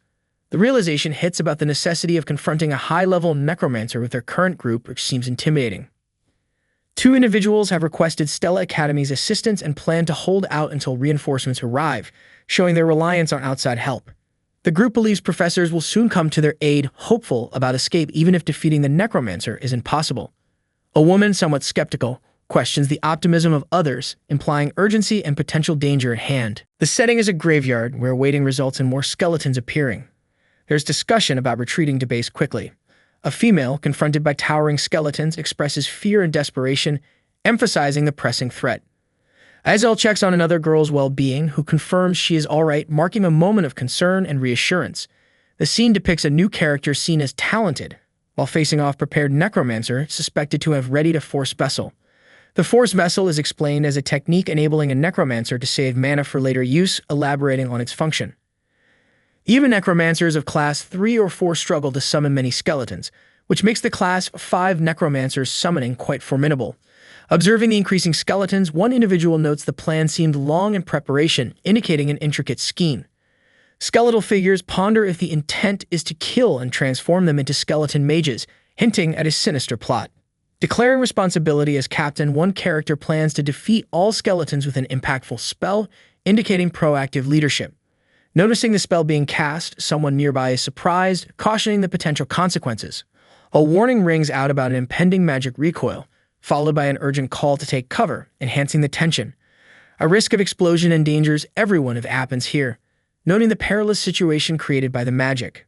Exhausted, the female character realizes she has reached her limit, indicating the physical toll of their struggle. With depleted mana and insufficient recovery time, the severity of their predicament becomes clear, pointing out dire challenges. The overwhelming number of enemies is highlighted, adding to the intensity and danger they face. Amidst the chaos, she contemplates her fate and ponders the grim possibility of dying there, reflecting her fear. Distracted by something unexpected occurring, her curiosity peaks, bringing about a shift in the unfolding events. Skeletons inexplicably cease their aggressive actions, leading to a moment of confusion and uncertainty among the characters. In the midst of the surprising halt, a character mentions Bak Yusil, suggesting his influence on the situation. She questions Bak Yusil's presence, implying surprise and perhaps hope now that he's involved. The scene opens with a startling image of the skeleton general, a menacing figure causing disbelief among the onlookers. The narrative explains the formidable nature of the skeleton general, much stronger than regular skeletons, and typically surrounded by elite-level guards, creating a clear threat. A girl stands in shock, struggling to comprehend the situation, yet clinging to hope, believing that survival is possible despite the overwhelming odds against her. A group is gathered, with a young man being thanked for saving someone's life. He responds casually, indicating it was no trouble and reinforcing camaraderie among the group. The girl with blue hair inquires about how the skeleton's head was obtained, highlighting the curiosity and intrigue surrounding the event. The young man explains that the skeleton general was summoned to the battlefield without much effort, hinting at a strategic advantage possibly leveraged against the enemy. The young man reflects on the need for a tactical plan, concerned about the necromancer ignoring the general and taking direct control of the skeleton army, which could complicate their situation. Another character seeks a plan from the young man, who notes the necromancer's control over their vicinity, warning of the difficulty to break free from the encirclement. The decision is made clear. Defeating the main body is the only viable option, a crucial realization amidst the tension. The suggestion seems drastic to someone from the group, evoking a sense of alarm and incredulity at the seemingly reckless plan. The young man recalls teachings about necromancers, whose bodies lack strength despite their powerful abilities, revealing a potential weakness to exploit. Knowledge of the necromancer's current forces, a mix of 1 general, 6 elite, and 50 regular skeletons, with the potential for growth, underscores the urgency to act. Despite the daunting task of confronting them all, the young man expresses confidence that success is possible with collective effort. The group voices their reservations but acknowledges the necessity of escaping this situation due to their current condition, realizing the need to confront the threat directly. The young man remains uncertain of the underlying plan, but considering escape is crucial, he agrees to cooperate, acknowledging inactivity is not an option. Before the necromancer becomes aware, immediate action is urged, pressing the group to make decisive moves. Meanwhile, a shadowy figure reflects with surprise upon encountering a student from Stella Academy, perceiving unexpected luck in the situation. This figure, revealed as a dark-towered necromancer of high ranking, considers turning students into skeleton mages, which would elevate his status significantly. The necromancer, drawing upon 7 years of gathered mana and having 700 skeletons at his disposal, feels confident and powerful. Reveling in the anticipated power, the necromancer imagines an end to being looked down upon, a moment of personal triumph and ambition. Suddenly, the necromancer realizes a disconnection in his senses, suspecting the theft of the general-level skeleton, alerting him to the unfolding events. Despite the breached defensive class 4 magic, the necromancer's resolve sharpens, vowing to prevent the escape of those defying him. Admitting a lapse in caution, the necromancer did not anticipate being pursued, recognizing the threat posed by these unexpected adversaries. Despite their status as students, the fact they hail from Stella Academy makes them formidable foes, amplified by the necromancer's respect for their capabilities. Unwillingly contemplating escalation, the necromancer acknowledges the dangers of battle and resolves to summon elite skeletons as a countermeasure. Energetically commanding his warriors to rise, the necromancer fills the air with power and anticipation of the battle to come. Contemplating his injuries from this forceful summoning, the necromancer tries to assure himself it will be sufficient to meet the challenge. The newly summoned skeletons receive immediate orders, underscoring the dire situation as they are set to defend their master. Observing the ensuing fight with satisfaction, the necromancer approves of the skeleton's performance, finding solace in their efficiency. However, things take a swift turn as an unexpected attack is launched towards him, hinting at an imminent shift in the battle's momentum. A young man stands tall, challenged by the unexpected presence of someone asking who he is. He seems calm and confident. As he admires the power of Stella Academy, he clutches a glowing sword, ready for what lies ahead. Confusion hits him, realizing things are not going as planned. The situation seems to deviate from the script he expected. He recounts how Dak Cheolkyung and Bandiyun should have taken on the skeleton general, but a swarm of elite skeletons changes everything, trapping him in an unexpected scenario. The realization sinks in that he must face the enemy alone, acknowledging his own weakness and wondering if he should flee. Observing his opponent closely, he notices the necromancer isn't in peak condition either, considering his chances. It dawns on him that the necromancer is overexerted from summoning too many skeletons, hinting at an opportunity to strike. With newfound confidence, he believes he can overcome this challenge. The prospect of victory brings a determined smile to his face. Nearby, a girl is worried about dealing with the monsters quickly so she can join Bak Yusil. Urgency fills her thoughts. A companion alerts the princess to an emergency, signaling a rising tension in their predicament. Shocked by the revelation that Bak Yusil is battling the necromancer alone, disbelief and concern overwhelm the princess. Realizing the mismatch in power, he's a Class 1 mage against a Class 5 necromancer, casts doubt on Bak Yusil's survival. Anger mixes with fear as she vows not to forgive him if he perishes, emphasizing her concern for his safety. A bright, swirling magical energy labeled Blink suggests a potent maneuver or escape attempt. The necromancer, intense and determined, declares that escape is not an option, illustrating his relentless pursuit. Bak Yusul reveals his readiness for this encounter, pulling out a vial with anticipation and bravado. With a strategic move, he reveals his Potion Cola, a weapon meant to dissolve bones, catching the enemy off guard. The necromancer reacts in shock as his bone shield begins to disintegrate under the onslaught. Powerful and vivid, Bone Pierce lunges forward, showcasing the strength behind the necromancer's attack. Seizing a moment of vulnerability, Bak Yusul senses it's his chance to strike back. Alarm grows in Bak Yusul's eyes, hinting at something unforeseen as a tear rolls down his face. Frustration surfaces as he realizes he's been deceived, leading to a moment of doubt and anger. The necromancer mocks Bak Yusul for his earlier hubris, highlighting the drastic shift in power balance. Despite the necromancer's weakened state, Bake still acknowledges the strength of Class 5, finding it a considerable challenge. Assessing his own limits, Bake acknowledges the boundary of his capabilities. While contemplating the enemy's endurance, the necromancer taunts Bak Yusul, yet Bake senses a chance for victory if he can maintain pressure. Pain makes it hard for Bak to channel his mana, threatening his ability to execute his blink maneuver effectively. Laughter from the necromancer echoes their duel, encouraging Bak Yusul to continue despite the struggle and to entertain him. Determined to persevere, Bak Yusul pushes forward, driven by the thought that he needs just a little more to succeed. The necromancer dismisses Bak's efforts as pointless, reveling in the seemingly endless battle. The young man, Cal, stands defiantly, declaring his intent to kill. Despite Cal's fierce determination, circumstances have already shifted against him. Cal repeats his threat with intense resolve, aiming his anger at Cal. He notes the necromancer's distance, a mere 13 meters separating them amid the desolate scene. Understanding the proximity, Cal decides he doesn't need to cancel his move, planning to attack. Cal utilizes the blink move, catching the necromancer off guard with his sudden shift. In a stunning moment, Cal's swift attack confronts the necromancer directly. The skeletons dissolve into thin air, leaving questions about their sudden disappearance. Observers ponder if Bak Yusul has already vanquished the necromancer, who was controlling these entities. Disbelief fills the air as onlookers realize their safety, the threat has passed. Cal confirms their survival in the aftermath of the battle, standing over the fallen necromancer. Cal feels the exhaustion of his efforts, the fatigue hitting him hard. The narrative shifts to the return to the academy, where the Stella Academy Knight Mage takes over. Lee Han-wol, reflecting on their training, ironically contrasts the peaceful scenery with the recent chaos. In an administrative moment, he mentions a grade penalty for breaking academy rules, though feeling apologetic. Recognizing the unwavering loyalty of his friend, Lee Han-wol appreciates Cal's willingness to act. Gratitude is exchanged as Cal thanks his superior before departing. Cal contemplates rest and recovery, acknowledging his need for time as his perspective shifts inward. A graceful exchange of thanks occurs with a female peer, acknowledging mutual support with a casual promise for another day.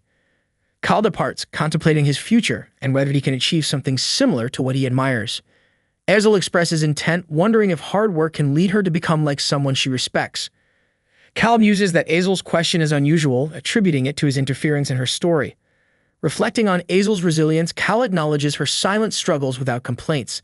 Cal reassures her gently, suggesting the question of worthiness doesn't need to be asked. His confidence in her is clear, highlighting the miracle she has already performed against impossible odds. She inquires how he knows so much, with Cal's response hinting at his attentive observation of her actions. Realizing his words, Cal worries if he sounds intrusive, questioning his own demeanor. Departing with a casual farewell, Cal reflects on almost revealing too much about his thoughts. Cal ponders his past of being overlooked due to his background, musing over the attention he now receives. Ezel, watched intently by Cal, has been steadfastly observing him throughout their journey. Ezel stands with her hands clasped, reflecting on the word miracle as the serene evening sky forms her backdrop, a moment captured in quiet contemplation.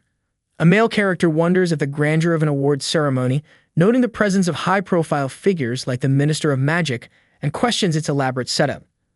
A female character observes that someone is enjoying the award ceremony, her curiosity evident as her eyes sparkle with interest. The female character asks what the male character is looking at, only for him to dismissively say it is nothing, leaving ambiguity in the air. A man issues a command for calmness, his tone authoritative, suggesting a need to regain control in a room filled with tension. The day's agenda includes recognizing the bravery of 12 students who fought the dark demonic, highlighting the significance of their accomplishments. The presentation of awards by the headmaster surprises a male student, capturing his sense of unexpectedness upon hearing the announcement. Eltman, described as a master mage of Class 9, stands confidently, marking himself as a central figure in the ceremony's proceedings. Altman is lauded as a 300-year-old stalwart with the title Strongest Magic Warrior and the nickname Slayer Destroyer, always maintaining a composed demeanor.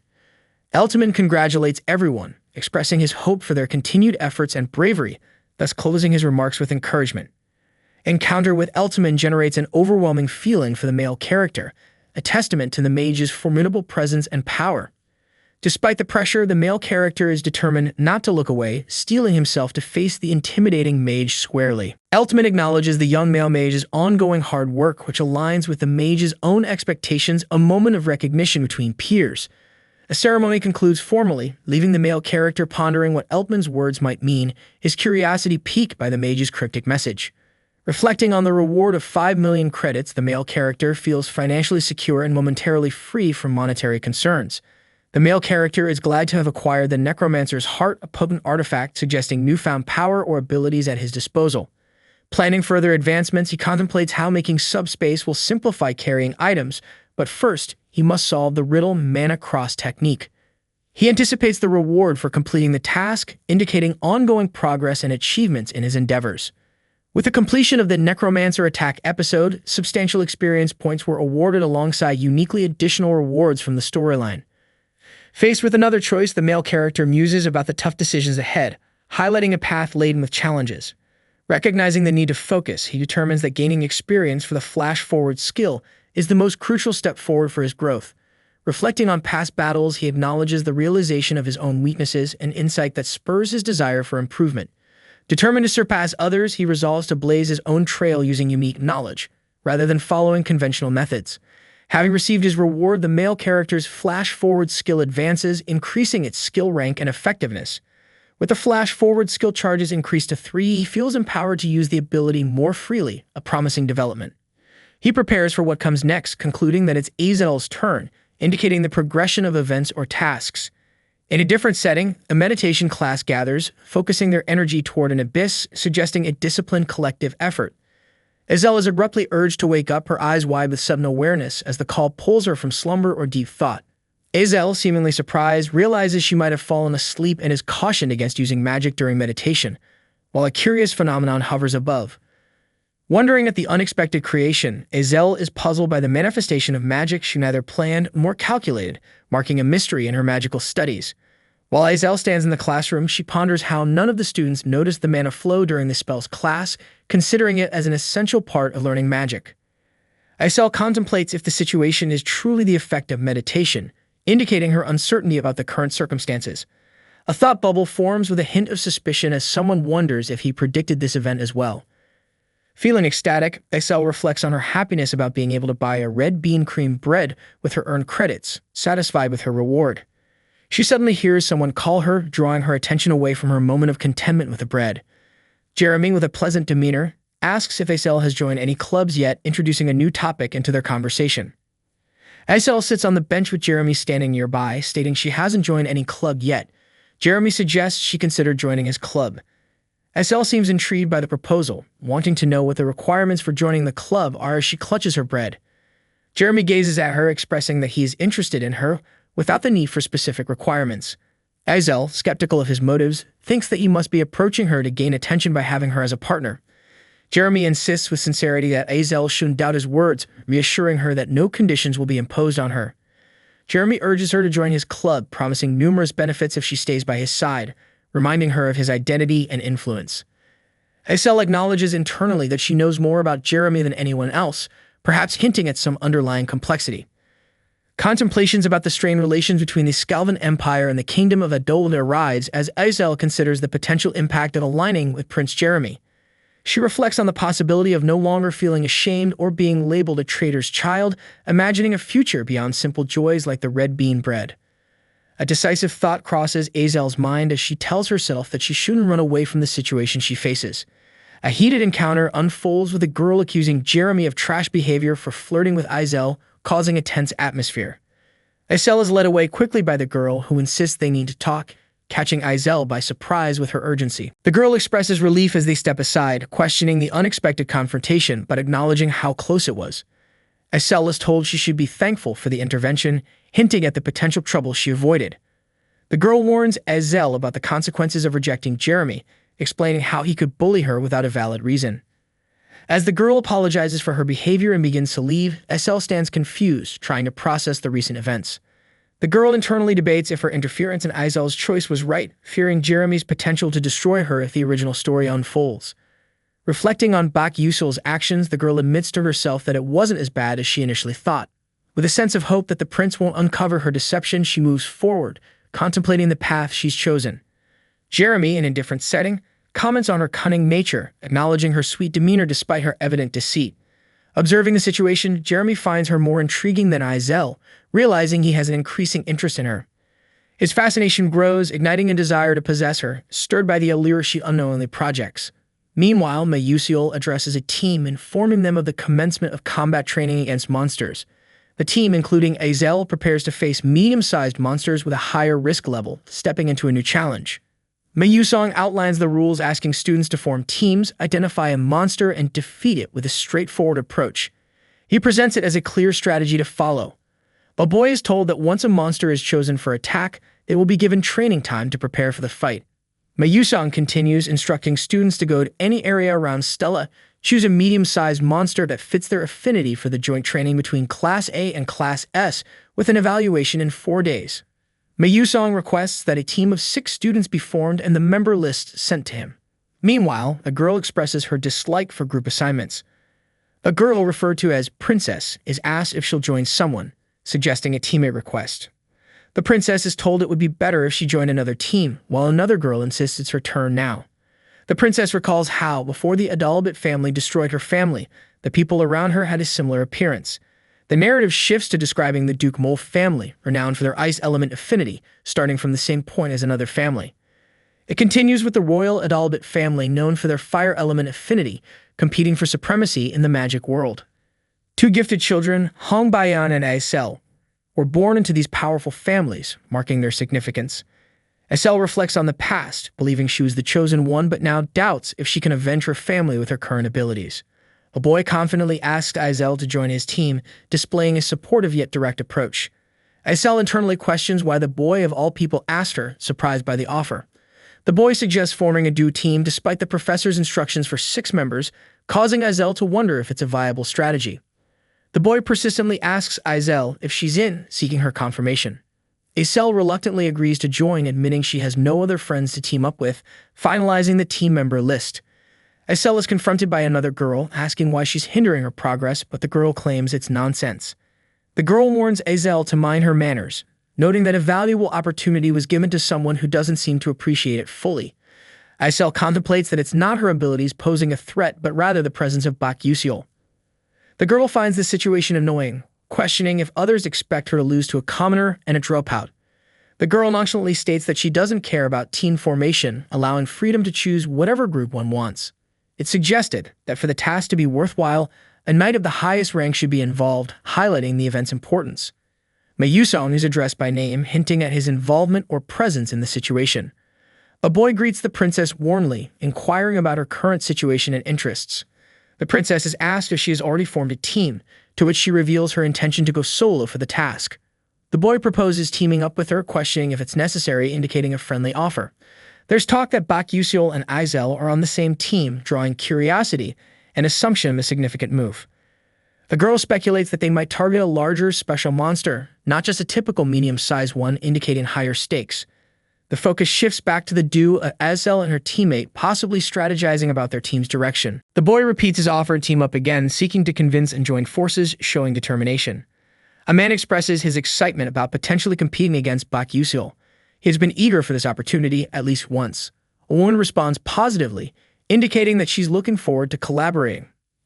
A young male addresses Bak Yusiel, standing beside a girl with light blue hair, whose name is mentioned as Aisel Molf. With confidence, someone declares that this time victory will be theirs, as several characters are shown walking together. After 4 days of preparation, the combat training with monsters begins, set against a grand building with a forest backdrop. A male instructor announces to a group that the performance evaluation for Class S and Class A will commence. A female participant wonders about Team 16 having a mid-sized monster called Magreka, considering it should be manageable. She reassures herself, knowing she has practiced. She calculates the risk of confronting different monster sizes, hoping for the highest score alone by taking down a 3-risk mid-sized monster. Normally, about 5 Class 1 magicians are needed to handle a 1-risk mid-sized monster, indicating the challenge that lies ahead. Higher scores can be achieved by factoring in compatibility, experience, and environmental advantages, offering an edge. From her perspective, being in the light affinity class means she lacks those benefits, but she views it as inevitable. She hopes for things to go well for Azel, despite underlying concerns. Recalling the original story, Asel thinks about how Hong Bai-yeon couldn't team up due to certain circumstances, ending up with the lowest score. She even considered stepping in. The boy tells the girl about being curious regarding the principal's office. He believes that if Bak Yusul is with her, Azel's future might improve. After a team completes their task, the focus shifts to the commendation, with Team 16 awaiting their turn. Team 17 is called to step forward, with a female character ready to compete. The boy expresses his gratitude, acknowledging her presence while she responds, recognizing him. He offers to tie her shoe again as she realizes her shoelace is untied, expressing slight embarrassment. She recalls the time when Flame previously tied her shoe, considering the potential danger if she hadn't noticed it earlier. Observers express curiosity about whether she is alone, wondering about her status. 2 onlookers question whether someone will tackle the challenge solo, seemingly amazed at the prospect. A formidable Met Giant appears, indicating the size and intensity of the upcoming battle.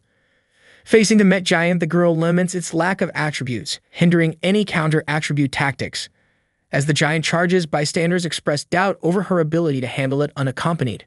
The girl prepares, invoking the whisper of the petals carried by the wind to brace against the oncoming threat. With focus, she utilizes material transmutation, showing readiness to counter whatever comes her way. Her determination shines through as she asserts that the battle is far from finished, gearing up for more. The Met Giant continues its aggressive advance as she stands firm, ready to confront it head-on. After the intense encounter, she realizes that even with a team of 5, they would have struggled, questioning her own abilities. Despite the victory, she pauses in thought, questioning if she perceived everything correctly. A woman steps forward at the call to proceed, her shoes echoing on the steps. The evaluation for Team 31 is about to begin as 2 characters, Hong Bai-yeon and a male companion, walk towards an impressive building. Among the crowd, someone notices Hong Bai-yeon, referring to her as the princess and urging her to continue moving. A female onlooker questions why Hong Bai-yeon is with Ma Yuseong, highlighting their lack of faction connection, which is unusual under the rules. In the arena, a fearsome water demon fish looms intimidatingly before Hong Bai-yeon and her partner, drawing exclamations of surprise. Observers comment on the rarity of the monster, acknowledging the impressive feat of the princess in targeting such a formidable foe.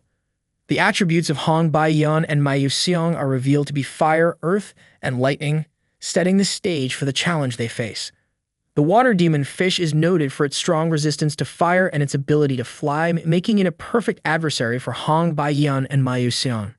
Despite the odds, Hong Bai-yeon and her partner aim to take down the monster, disregarding the attribute disadvantage to score big.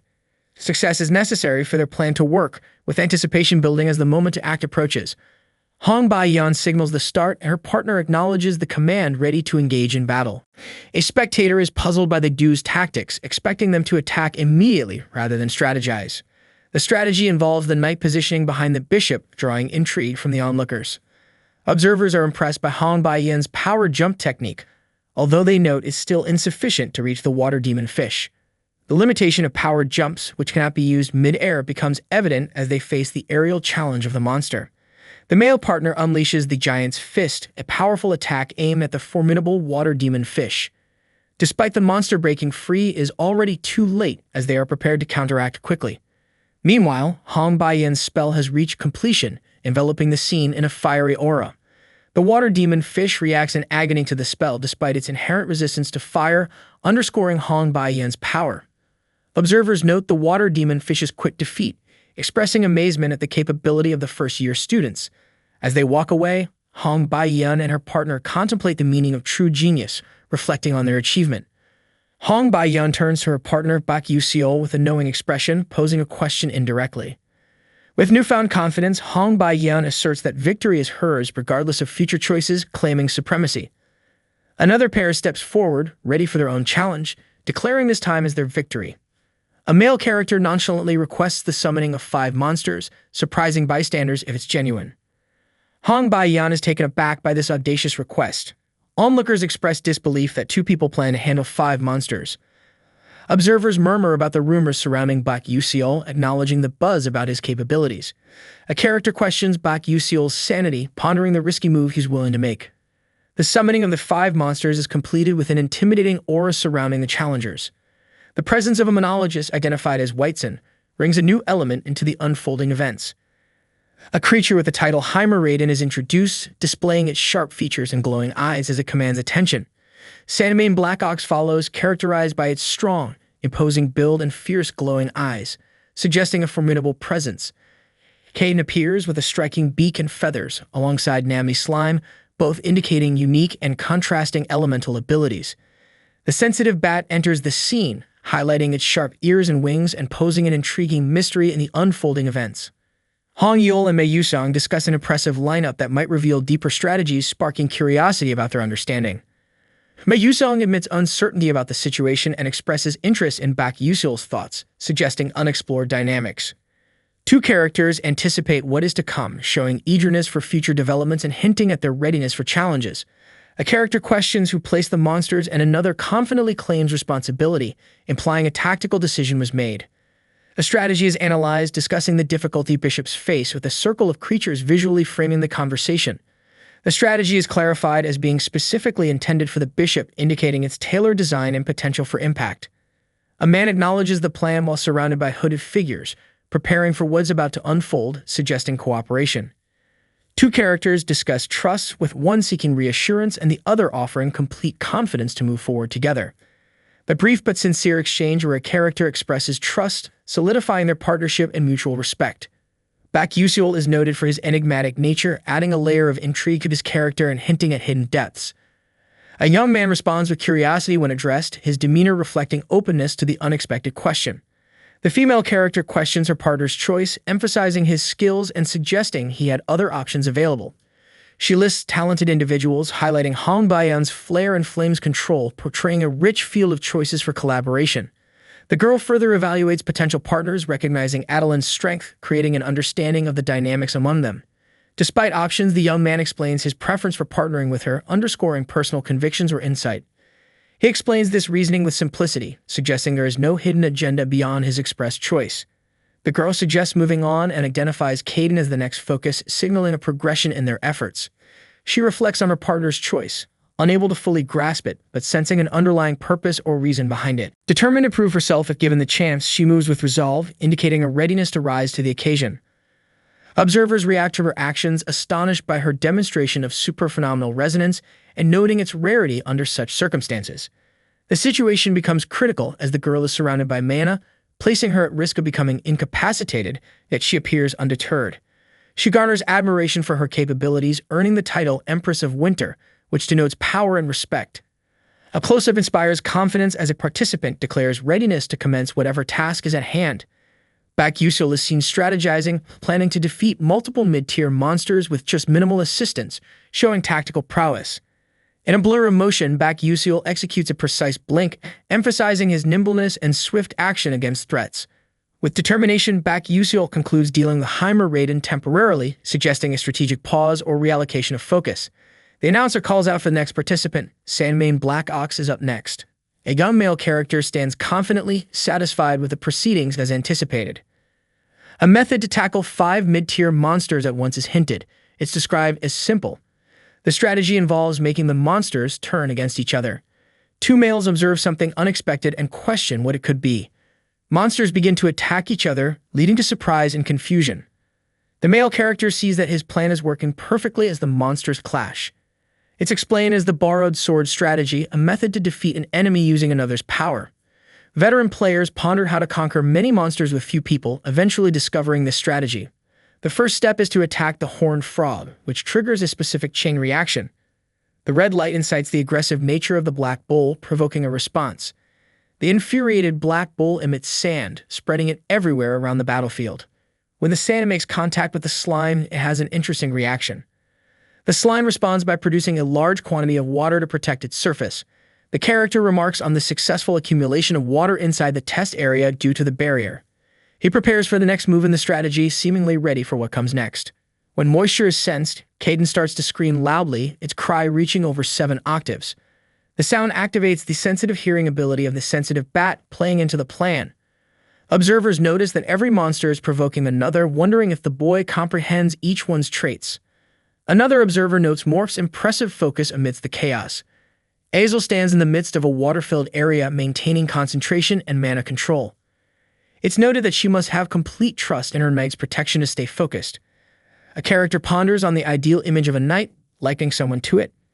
The knight is seen in action, his movements protecting like a knight shielding his princess. Azel triggers a spell called Crystal Flower, demonstrating a powerful visual. People question if the monsters were truly defeated by just 2 individuals.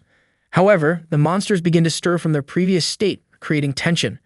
Observers note the failure to completely subdue the monsters, but suggest the attempt should still receive high marks. A moment of realization occurs, focusing on the mana flow with an urge to strike. A dramatic strike of lightning descends onto the monsters, emphasizing a powerful conclusion. Isomorph reflects on her abilities, acknowledging her magic and expressing amazement at her own capabilities, something she never imagined she could do. She considers someone's previous words, realizing their truth, and contemplates their accuracy in this moment. A male character, noticing Isel's actions, expresses surprise at her ability to handle 5 monsters simultaneously. Isel responds to his shock, questioning his sanity amid the tense situation. The male character reassures Isel of her capabilities, expressing his belief and confidence in her potential. Isel, looking thoughtful, is urged to trust him this one time, just as he trusts her, highlighting a deep bond. A male character recalls the past uncertainties and lack of direction, acknowledging the struggles before finding a path worth pursuing. Isel stands amidst shadowy figures, reflecting on the absence of guidance and the solitude in her past decisions. A male character resolves to follow the light that leads him, indicating a newfound clarity and purpose. He believes that by following this path he won't lose his way anymore, suggesting determination and focus. Isel concludes the group's practical evaluation, marking the end of the activity for Group 32. The male character internally notes the relief of a close situation, remembering advice to speak during the casting of spells. The results from the monster simulation are shown, with Group 32 including Bak Yusil and Isel taking first place. A realization hits as someone comments on their complete loss, acknowledging defeat despite previous efforts. 2 characters discuss their loss despite defeating a significant monster, coming to terms with accepting the truth. A male character remarks on the other's quick acceptance, leading to a playful retort indicating camaraderie and teasing. A male character ponders on the possibility of achieving similar magic if Bak Yusil had been with him, revealing envy and what-ifs. He contemplates the incredible potential of wielding magic similar to Isel's, acknowledging her impressive skills. Thoughts wander on why Bak Yusil dedicates himself fully to Isel, pondering if he might serve someone seen as the most perfect knight. The internal dialogue questions whether a perfect knight should serve another who aims to be a perfect queen. One character admits it's a lie to accept their situation, struggling with understanding the events and outcomes. There's a resolve to investigate Bak Yusil more thoroughly, driven by curiosity and unanswered questions. A character named Saren Orkin is identified, adding tension and intrigue to the unfolding scenario. A confrontation begins with an accusation about reacting to defeat by commoners and traitors, marked by irritation. A dismissive remark is made, emphasizing the gap in reaching a certain level or status, provoking thought. A female character reacts in disbelief about the rapid bloom of a crystal flower, indicating surprise at the unexpected event. The crystal flower is linked to Isel's spell, intended as a future aspect of her identity, meant to emerge after self-discovery. The narrative explains that Isel's bloom should have occurred after numerous trials and the rebuilding of self-esteem. Reflecting on an original storyline, it's noted that Isel should have been facing deterioration, diverging from the current path. The change is attributed to Bak Yusil, suggesting his influence was key to Isel's unexpected display of her true potential. In the original story, Mayu Xiong and Isel share a deep connection, leading the world to its ruin. An inquiry arises about the possibility of a hidden tale, one that went untold, contemplating what would happen if Bak Yusil had feelings for Isel. In a critical moment when the world is on the brink of destruction, Bak Yusil selects regression over Mayu Xiong to change fate. Its regression was born from the desire to forge a world worth living with his beloved, even if it meant fading from her memory. Bak Yusil contemplates the true weight of his choice, wondering if he harbors any regrets in sacrificing his existence for love. The concept of turning back time solely for unfulfilled love lingers, posing a question about the emotional toll it exacts. The completion of the simulation marks the end of Episode 6, with Bak Yusil earning a significant amount of experience points. Bak Yusil ponders over the reward he might receive for his achievements this time around. His skills have seen some improvement, prompting him to ready himself for the future challenges ahead. He decides to claim an item as his reward, specifically choosing the Lano Leaf Key. The system confirms the transaction, delivering the promised reward to Bak Yusil. Featuring one of the most coveted and rare items, the Leaf Key opens the path to a mystical realm for seasoned players. Despite the allure of the key, venturing outside proves complicated due to more stringent restrictions after a recent incident. Reflecting on the past, he reminisces about his family's poverty and the small joys his mother's hard-earned savings provided. He concludes his homework, feeling a sense of accomplishment, though quickly thoughts of club activities arise. With a sigh, he considers broadening his horizons, wondering if it's time to pursue joining a club. Contemplating which club might best suit him, he mulls over his options with curiosity. Surveying the available clubs, he finds most do not allow external activities, pressing him to deliberate carefully. Aizel approaches, pointing out his hesitation about joining a club, catching him slightly off guard. Aizel remarks on his recent popularity, and while acknowledging the truth, Yusil reflects on her persistent nature. Angel's reputation shifts after the mock test becomes a topic, as she acknowledges that he's aware of his standing. Yet Aizel reiterates the importance of thoughtful selection when it comes to clubs, reminding him of its significance. Suddenly, another male appears, causing a slight tension as Yusil requests a bit of space. Compliments on his recent achievements and leading a necromancer hunt create a light exchange. Observations about Yusil's unique perspective suggest an admiration for his distinct approach. As a commoner, Yusil explains his dedication to maximizing his productivity even during weekends. When questioned about his own weekend activities, the male hesitates, caught off guard. A formal response follows with an air of courtesy, thanking Yusil for his direct manner. Yusil shares his routine of studying and training, earning a surprised reaction. Known for being straightforward, Yusil admits to diving into different pursuits lately, surprising his companion. The conversation shifts as Bak Yusil reflects on the original timeline, noting his training would have commenced later. Curiosity arises about the delay in starting. Azelmolf interjects about the purpose of dungeon practice, seeking confirmation about the topic at hand. The scene cuts to an action-packed moment where a male character acknowledges that the situation could have turned dangerous without intervention. The other asserts not to be referred to as lady during this exchange. Back to Bak Yusil, his thoughts revolve around Mayusong's past alliances with Flame in the original story. Together, they had easily conquered Ha Wanryang. The girl mentions how her intervention altered the outcome, leading to Flame being restrained, changing the dynamics this time around. The narrative unfolds with Mayusong confronting Ha Wanryang alone. Questions linger about whether this encounter influenced Ha Wanryang's unusual condition. Bak Yusil rationalizes the situation, believing the ordeal will drive both Ha Wanryang and Mayusong to pursue even greater prowess during training. He contrasts his role with theirs, expressing confidence that their growth will ultimately bring about a positive conclusion to the tale. A new narrative thread begins as a conversation regarding Bak Yusil's club enrollment is brought up. His busy schedule has kept him from joining one. After being invited to join a club, the offer is left open-ended. If accommodations were made, Bak Yusil might consider it. When inquired about his ideal club amenities, Bak Yusil specifies a club devoid of members, with food preferences and personal freedoms being high priorities. The apparent impracticality of such specific club requirements is humorously acknowledged, hinting it was just a playful thought. A character teasingly offers to establish a club that meets Bak Yusil's unique requirements. An incredulous question arises about the feasibility of forming a special outing club. An affirmative reply follows, indicating the possibility exists. Considering Mayusong's influence, the potential to create such a club seems achievable, though there remains a catch.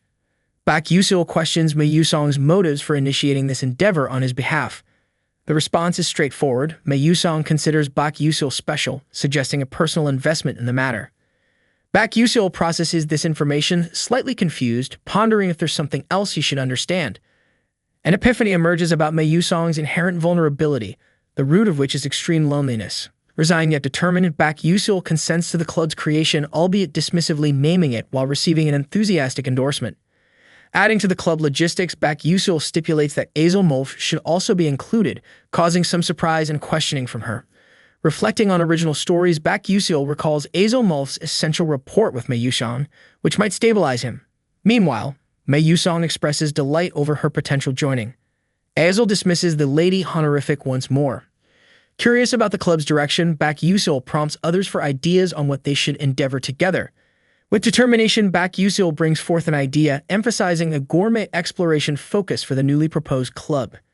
As they look at the application form, Azelmulf wonders aloud about its viability, naively displaying concern for the club's approval process requirements.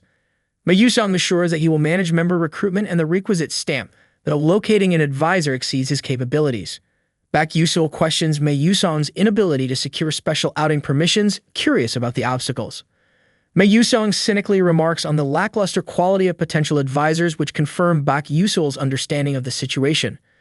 With determination, Mayusong takes on the task, confidently departing to obtain the application's necessary stamps.